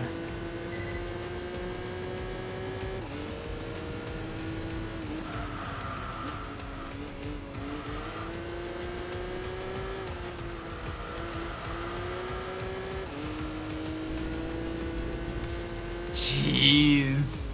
Unfortunate. We stood it well though. I mean, we absolutely devastated the competition. So that's not too bad. Add a little bit more rubber to the Super circuit as well. Lay your tire tracks down. Oh, we didn't level up. No way. We're like right on the cusp of leveling up, and we didn't. Oh. You kidding? Damn. All right, we got one more race then in the Skyline. Oh, we're up against a Roof Turbo R at the Nordschleife. All right. This will be a spicy matchup. Oh, Japanese versus German engineering. The rest of the field, they don't matter as much. But the Dower EB110, nah. The Nismo Silvia, nah. The Supra, what's a Supra? It is basically Skyline versus Porsche, Nismo versus Roof. And we're gonna set that roof on fire. We got through the field a lot easier than they did. That's the benefits of the high power and all-wheel drive. Great acceleration and the grip to back it up. Let's make sure we keep pulling ahead.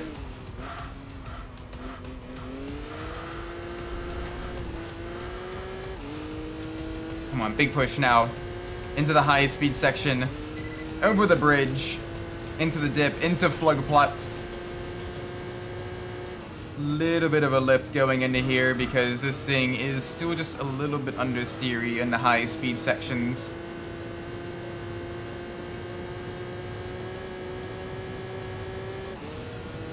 Oh boy.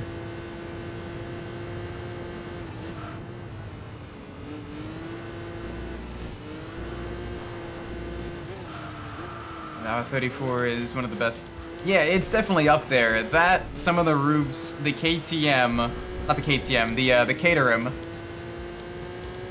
You can see why I get those confused. The Caterham and the SLR are basically some of the best vehicles depending on the situation.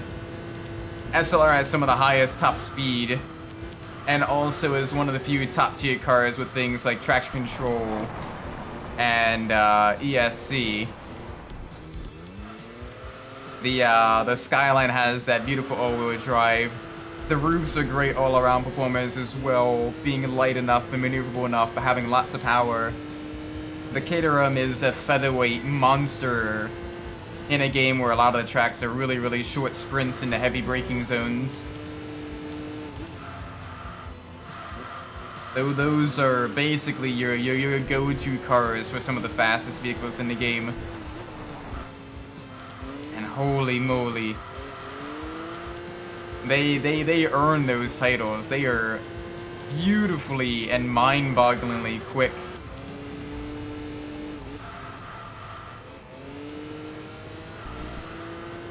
And I can't wait to drive some of them as well later on. A lot of the cars we've driven so far have been a bit on the slowest side. So being able to finally drive like the really, really high-end stuff be really nice. See Stinky Isaac. I am a little bit stinky today. How you doing, Fonty? Hope you're well.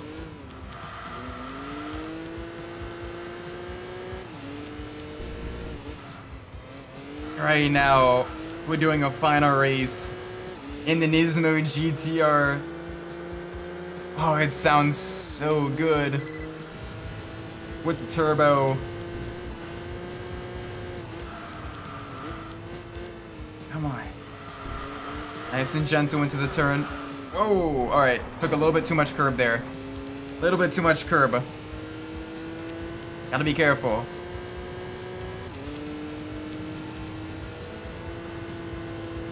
Gotta be just a little bit careful. Little bit more speed. Woo!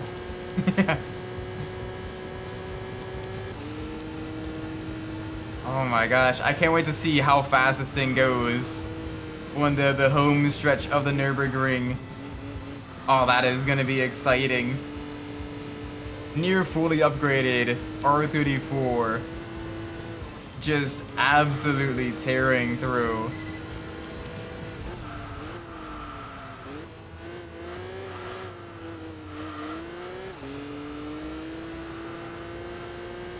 Alright. Into the carousel. Lap is a little bit over halfway done. And honestly, the hard part, most of the hard parts are finished. Now we got a lot of rolling hills and rolling corners back to back, where they kind of flow into one another. This will really test your ability to kind of trail brake and kind of set up compromised corners and really just kind of flow from one corner into the next. This is where you really make or break your lap. And this, I remember well because I remember failing the final license test in Gran Turismo 4 so many times here. Carrying just a little bit too much speed to the corners. Getting just a little bit offline.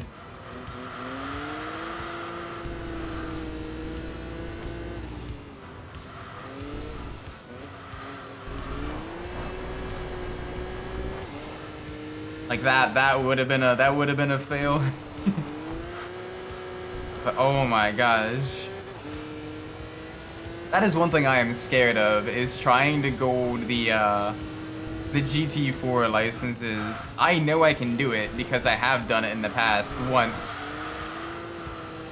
GT3 I'm not nearly as nervous about because I've beaten that one quite a few times. I know there's a few genuinely tough tests.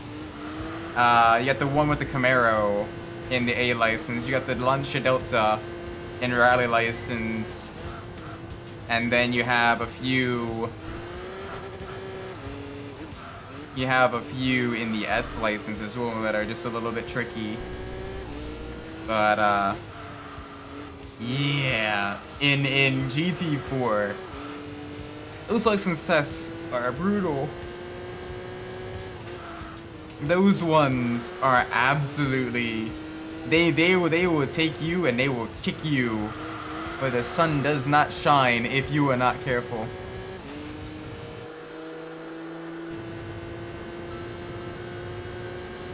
Here we go.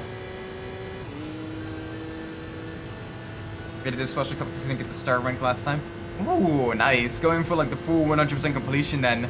Best of luck then. Oh, come on. 188. Oh my gosh, can we hit 200? Nah, 194. Whoa!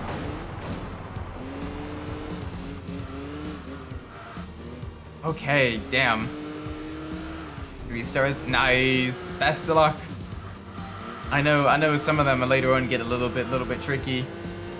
But you've done it before, you should be able to do it. You got this.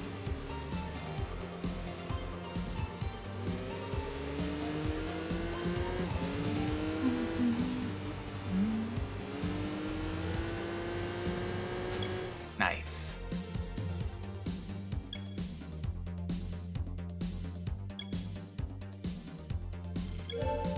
There's the level up. Just went to at least 1 star each cup. Ooh. I mean that's where the main things are unlocked, right?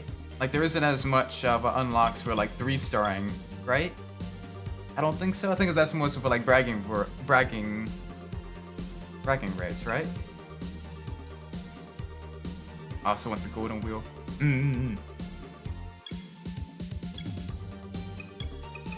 It's been a long time since I played Mario Kart Wii, so I'm not sure if I'm remembering correctly. Ooh, alright, we got some good choices here. Corvette Z51. TVR Cerbera. Yes. The Shelby Cobra. Need at least 1 star. Okay, 1 star everywhere to get everything. Got it. So the rest of them was for bragging rights.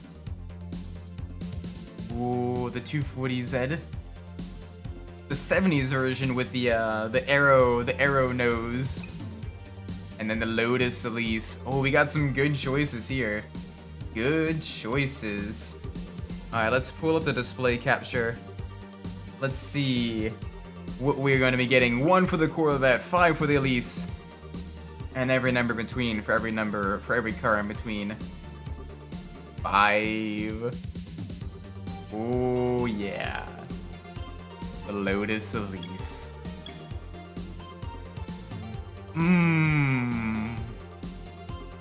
That is a beautiful car.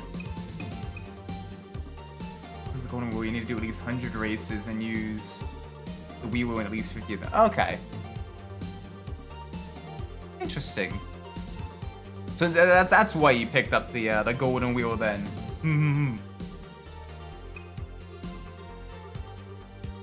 Oh, what color? What color do we get the Lotus Elise in? Oh, so many beautiful choices.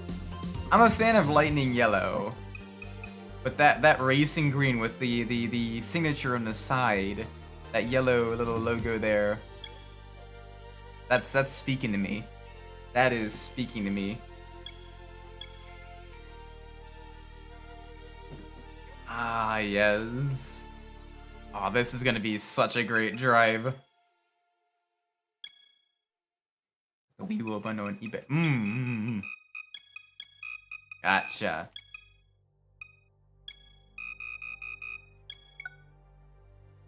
So that probably was very, very nice. Ooh. Alright, we got some decent choices here. The English Car Limited race. But we're up against Jaguar. Two Jaguars, 2 TVRs, and the Aston Martin V12 Vanquish.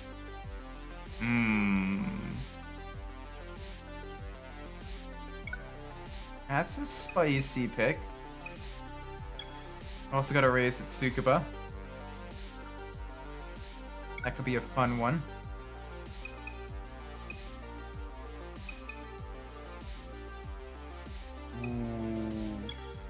haven't raced at Bergenstock yet. Let's race here just to kind of get a feel for the Elise first. And then we will be doing some of the harder races. Welcome to Salad Gaming. Hope you're well. We just got done racing the Nismo Skyline R34. And now we are in the, lovely Lotus Elise.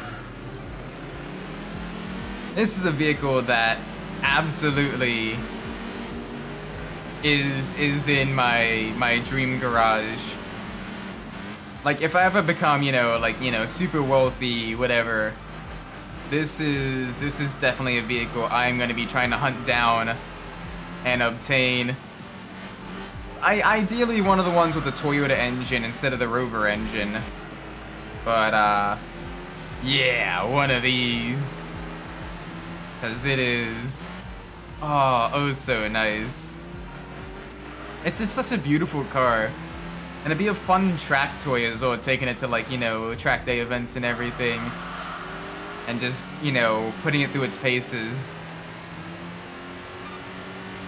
It's sporty, it's not super expensive.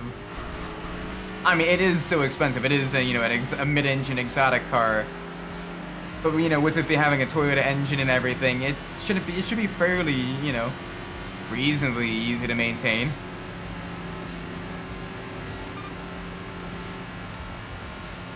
Oh, that Evo has a power advantage over us. We'll have to catch up to it and pass it in the twisties.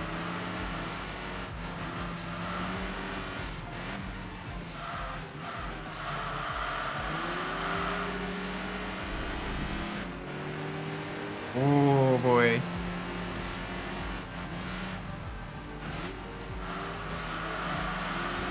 Come on.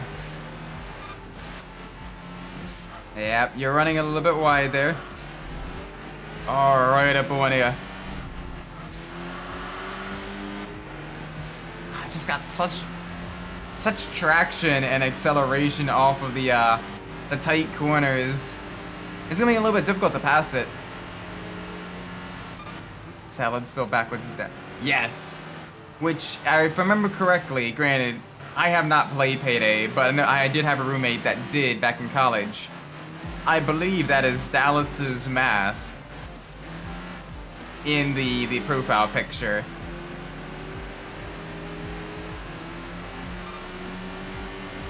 Correct me if I'm wrong, but that would make sense if that is the case.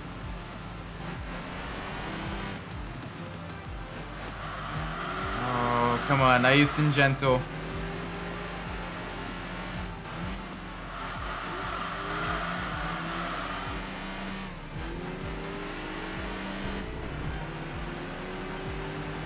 All right, up on the Evo 3. Can we do a send down the inside? Yes.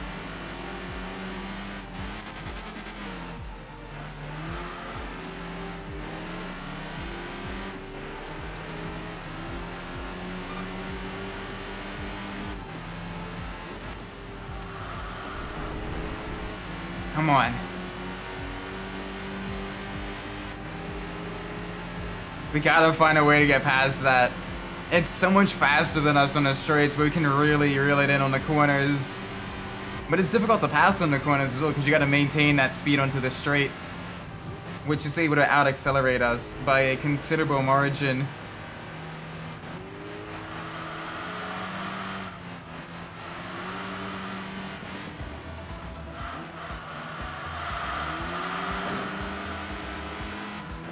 Come on.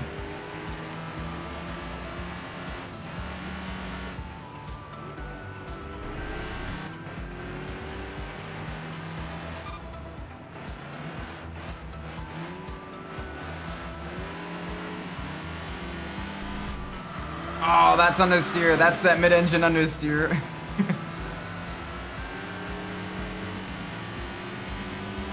Come on. We gotta get...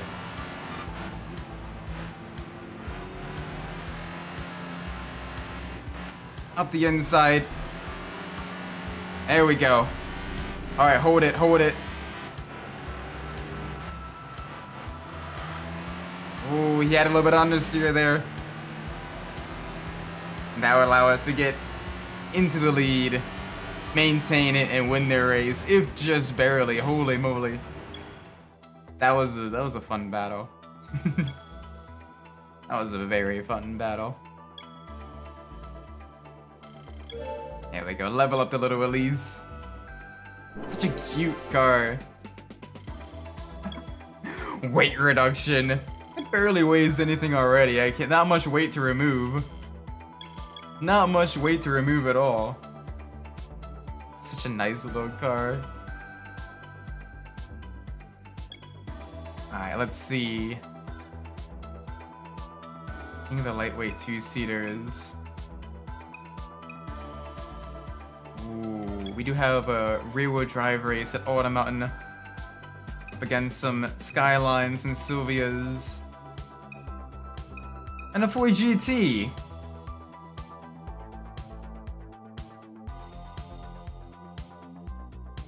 I get the feeling that 4 GT is going to be a little bit difficult. Like most of the vehicles we could probably deal with and outmaneuver and everything if we get a good launch into the turn 1. But that GT, I am not too sure.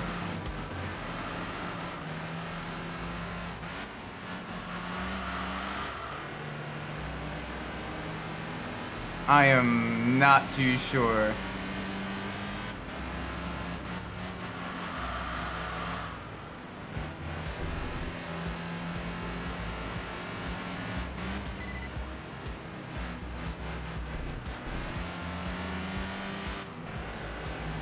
Alright, come on. Nice and easy.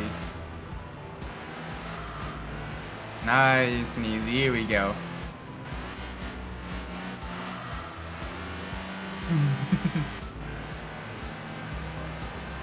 Speed.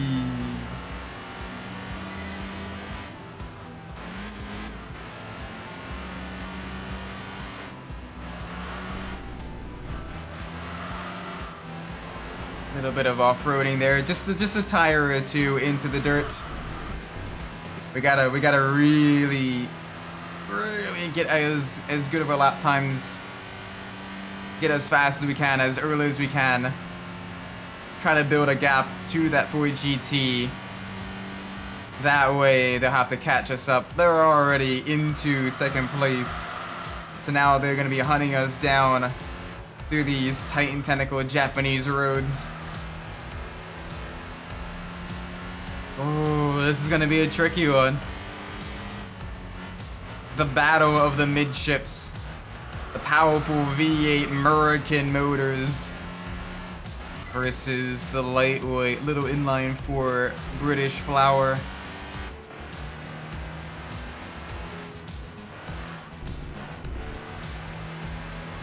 We do have a little bit of advantage in handling, as with the lower torque we are able to get onto the throttle a little bit earlier without worrying about spinning up those rear tires.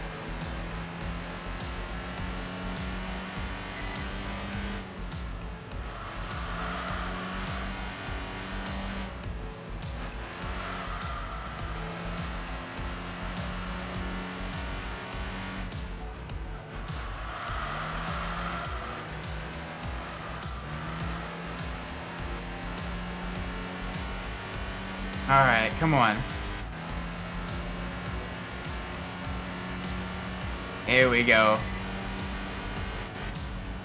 Nice. Okay, we're actually, ooh. Little bit loose on the braking. I was about to say we were pulling away from the 4 GT a little bit. But with that mistake there, they're going to be catching us up really quick.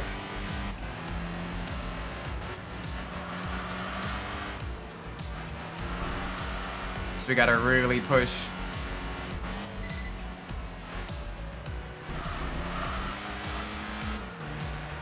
Gotta really push. Come on.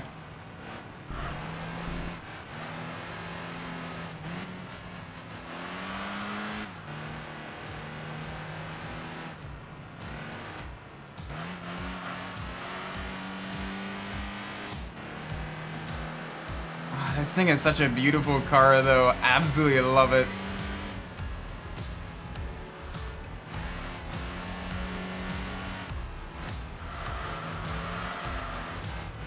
Come on, come on. Gonna make sure it stays behind us.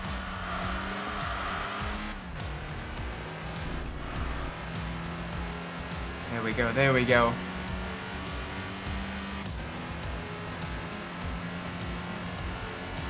Oh, okay, 2 more to go. Only a second behind us now. We gotta really get up to speed. Make sure we don't make any more mistakes. Really tear up the track.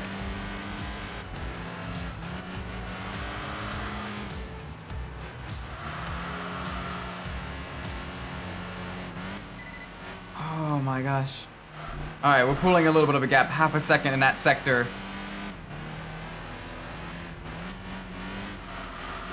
The thing is, if that Ford GT gets close enough, they'll be able to tear by us on the straight. And that is not something I want.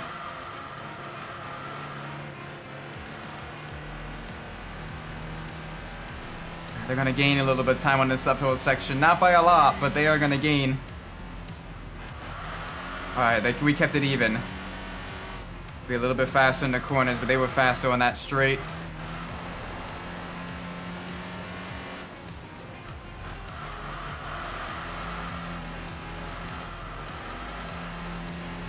Alright, there we go. Good momentum. Good momentum. Come on, big push across the line. 122, that should be solid. That Ford GT, though, gained a whole lot of time on that straight. Big speed from that massive V8 in the back there. Oh boy. I see it looming like a reaper in our rear view mirror. It is getting a little bit closer. Yeah, we weren't able to pull up as much of a gap this time around. Only 0.2 seconds.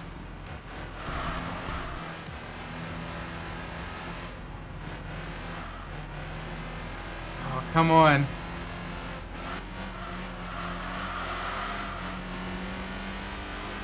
This is good. Big speed.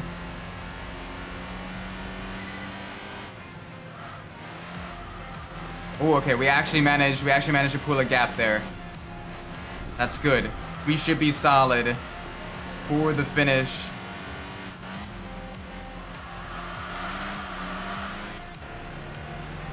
Nice and easy. Nice and easy. 1, 2. Oh my word. GG. The driver of the Ford GT. They kept me real honest that entire race. Nice. That's a tricky one. Oh, this is fun though. Really, really fun. Keeping a higher speed car at bay through the twisties. That was very nice. And we got handsomely rewarded as well. Lots of upgrade points. Lots of upgrades for the Elise. Oh yeah. Can't wait to hear the new exhaust on it now.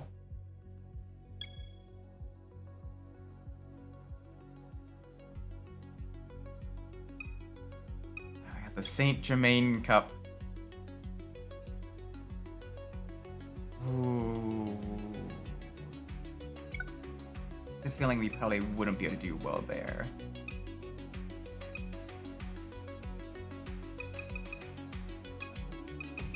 It's a track we haven't raced on yet today.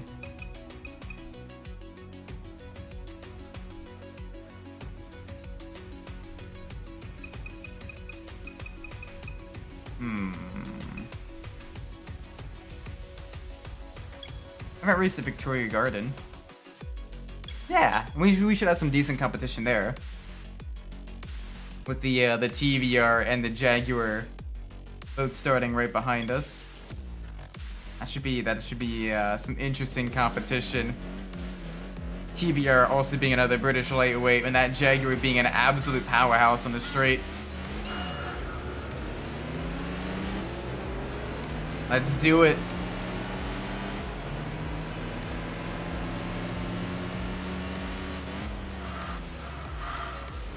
Yeah, you can see that Jaguar absolutely pushing forwards in the acceleration zones, but not quite able to hang with us in the corners. Massive amounts of power, though, coming out of that beautiful cat.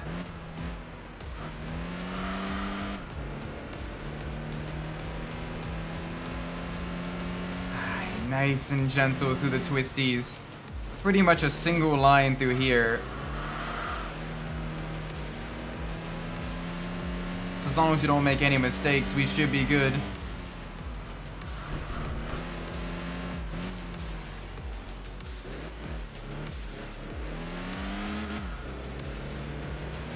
Alright, big push now.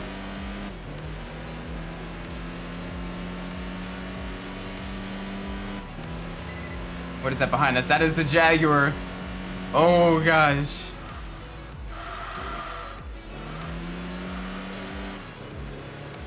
Alright, a little bit of an off track there. Oh, but it can't handle the twist. It can't handle the chicane there. That chicane is its Achilles heel. Massive power, but can't change direction quickly. Suspension is still just a little too soft. I'm surprised the TVR isn't giving us more trouble. Honestly, that was the one I was really expecting to have a fight from. With the difficulty passing on this course, they may be stuck kind of in the mid-pack trying to get through. In which case, they are losing massive amounts of time to us, and likely won't be able to get past us. Such a beautiful car. Such a beautiful car.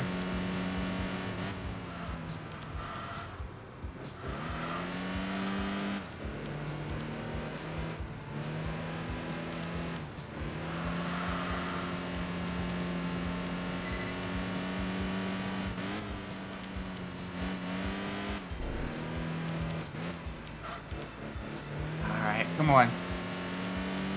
Keep it going, keep it going.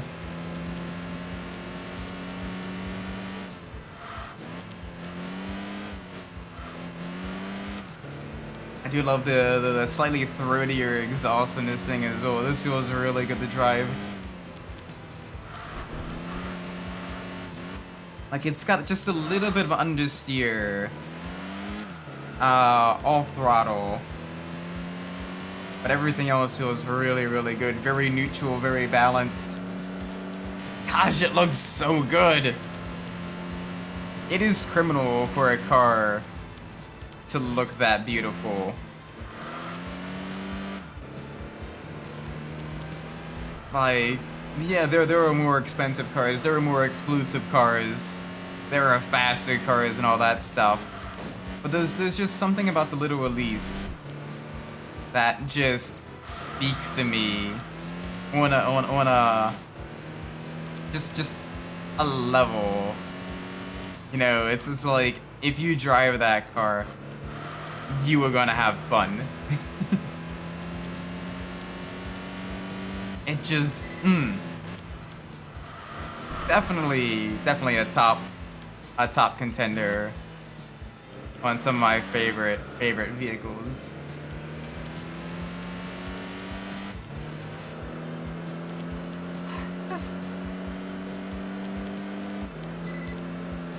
Oh, it just looks so good. And I don't usually like, in a lot of like the Sims and Simcades, I don't usually like driving in the third-person camera because it kind of messes with my sense of speed. But like this, just looks so nice. Yeah, okay, I gotta go to first person though, or the bumper cam, because otherwise it just becomes difficult to drive. But just seeing the Elise, it's worth having the Jaguar catch back up to us.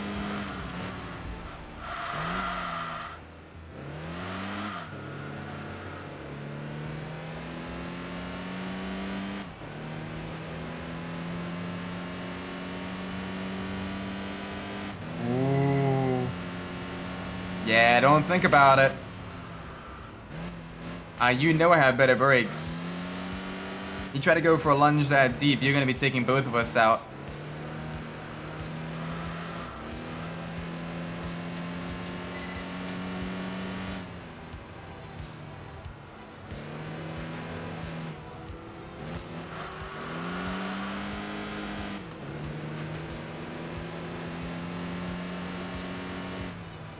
Alright, we gotta be careful. We got a back marker. Blue flags.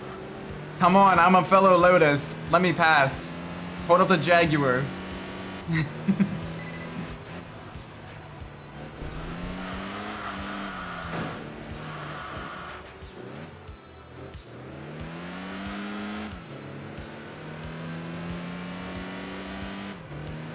Alright.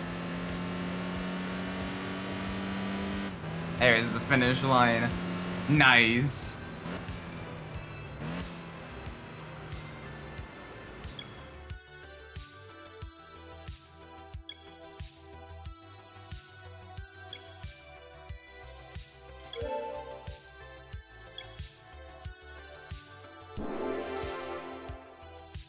There we go. A little bit more weight reduction. I think we got time for one more race. So hopefully we get a good RS race to really test out this beautiful machine. It's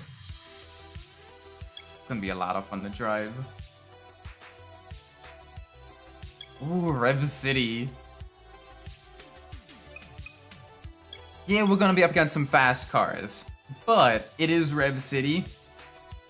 I think we'll at least be able to fight for a podium position. I think we will be able to at least fight a little bit. We could probably beat the Evo. We could probably beat the Garaya. I'm not too sure about the NSX or the Viper though.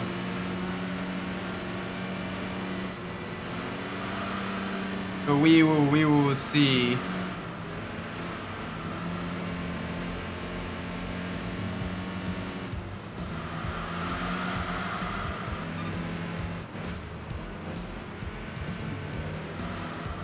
We got a good run through those corners though. The high speed stability of the Lotus. Very, very nice.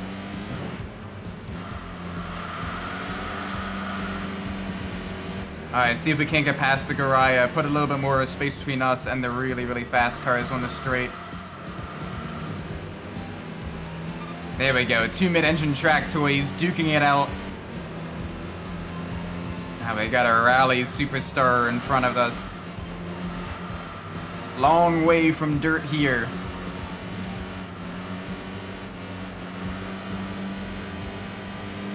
Oh, but it does have that power with the 4G 63 engine, that turbocharged inline 4 in stock form, putting out 280 horsepower. Quite a bit more than what we can produce in our I think it's the 2ZZ engine. It's either the 1ZZ or the 2ZZ engine in the Elise.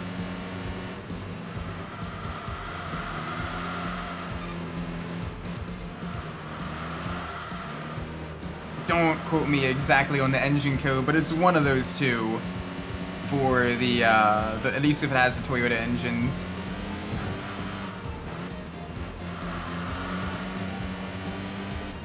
Dang, okay.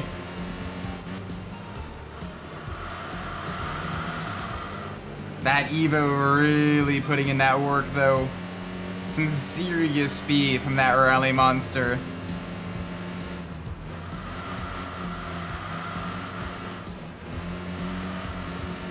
And I wish I could see relative for all the vehicles. Because I see a huge gaggle of cars behind us. And that means that they're going to be rapidly closing on our rears. Coming down this straightaway. I think that's the RX-7 behind us.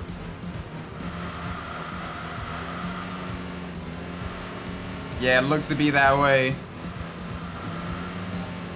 It's going to be a tough ask to defend against that. That is also very quick in the corners. Very maneuverable. And it's got some serious power as well from that rotary engine.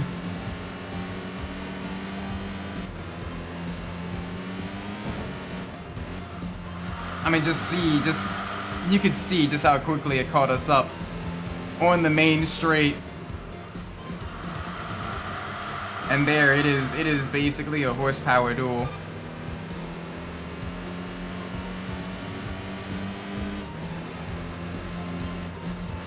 Welcome, Fighter Thug, hope you're well. Right now, we are trying to get a high enough position in this race at Riv City up against a whole bunch of Japanese and American high-performance vehicles. And we're in a little lightweight Lotus Elise. Oh, he's just a little bit closer, that RX-7. That ain't good. Use all the track. Try to maximize your speed.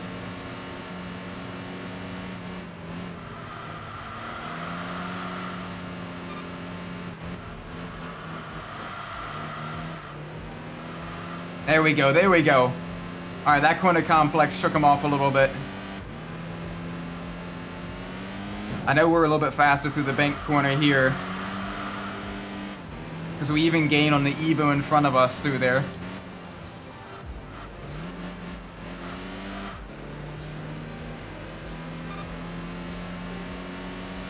It's got the converter for the racing. Nice! So what games you planning on playing with the G920? Any Gran Turismo, any of that stuff? I imagine some of the later Gran Turismos, like 5 and 6, are pretty solid on wheel as well. I've mainly only played Sport and 7 on wheel, and those feel really good on wheel. I just wish 7 was an actual Gran Turismo game instead of a car collection game. But it is what it is.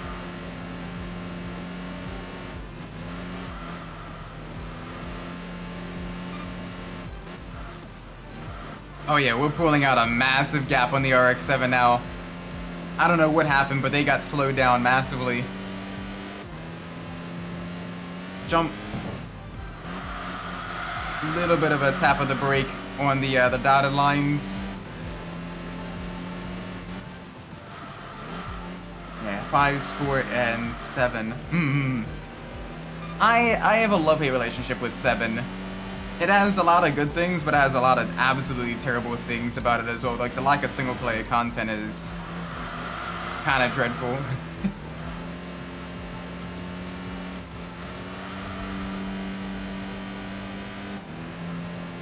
When there is more single-player races in Gran Turismo's 2, 3, and 4 that were released over 2 decades ago, you know they did something wrong. What's the physics of the redneck Gran Turismo? I've never actually played a Forza game, so I wouldn't know. But nowadays, most of the sim racing I do is in a set of corsa competizione for some racing leagues I'm a part of. And that, oh my gosh, that probably blows both of them out of the water in terms of content and in terms of stuff you can do with like the leagues. And just, you know, it's really, really fun.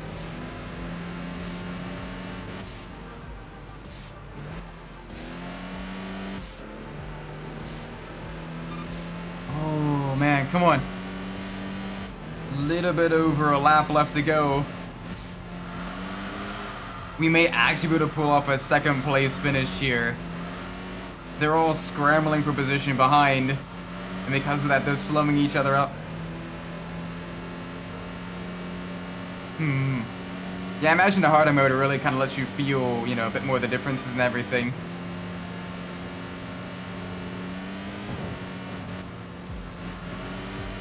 Oh, I spoke too soon. There's the RX-7 again. Right on our tail. And another car looming in the shadows further back. I see just a slight silhouette. I can't even make out what it is. I can make out the RX-7. But I cannot make out the vehicle behind. Ooh, a little bit slow through there. Come on, big push. Final lap of the final race of this stream.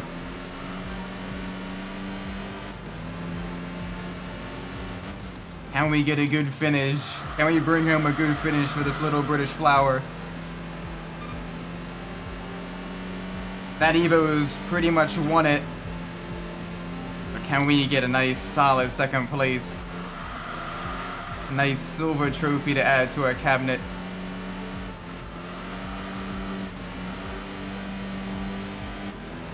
Come on. Ooh. Yes. Nice. Oh, that was really close.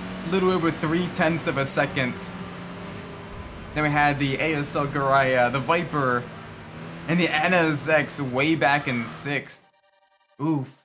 The AI does not do well on the NSX. There we go, that should be good enough for a couple of level ups. Yes. Ah, oh, very nice. Yeah, that got us so many ranking points.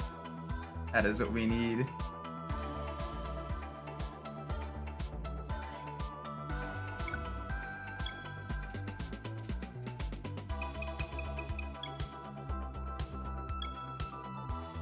Alright. Anyway, I'm gonna be ending the stream here. It is getting a bit late. I need to get a few things sorted before tomorrow.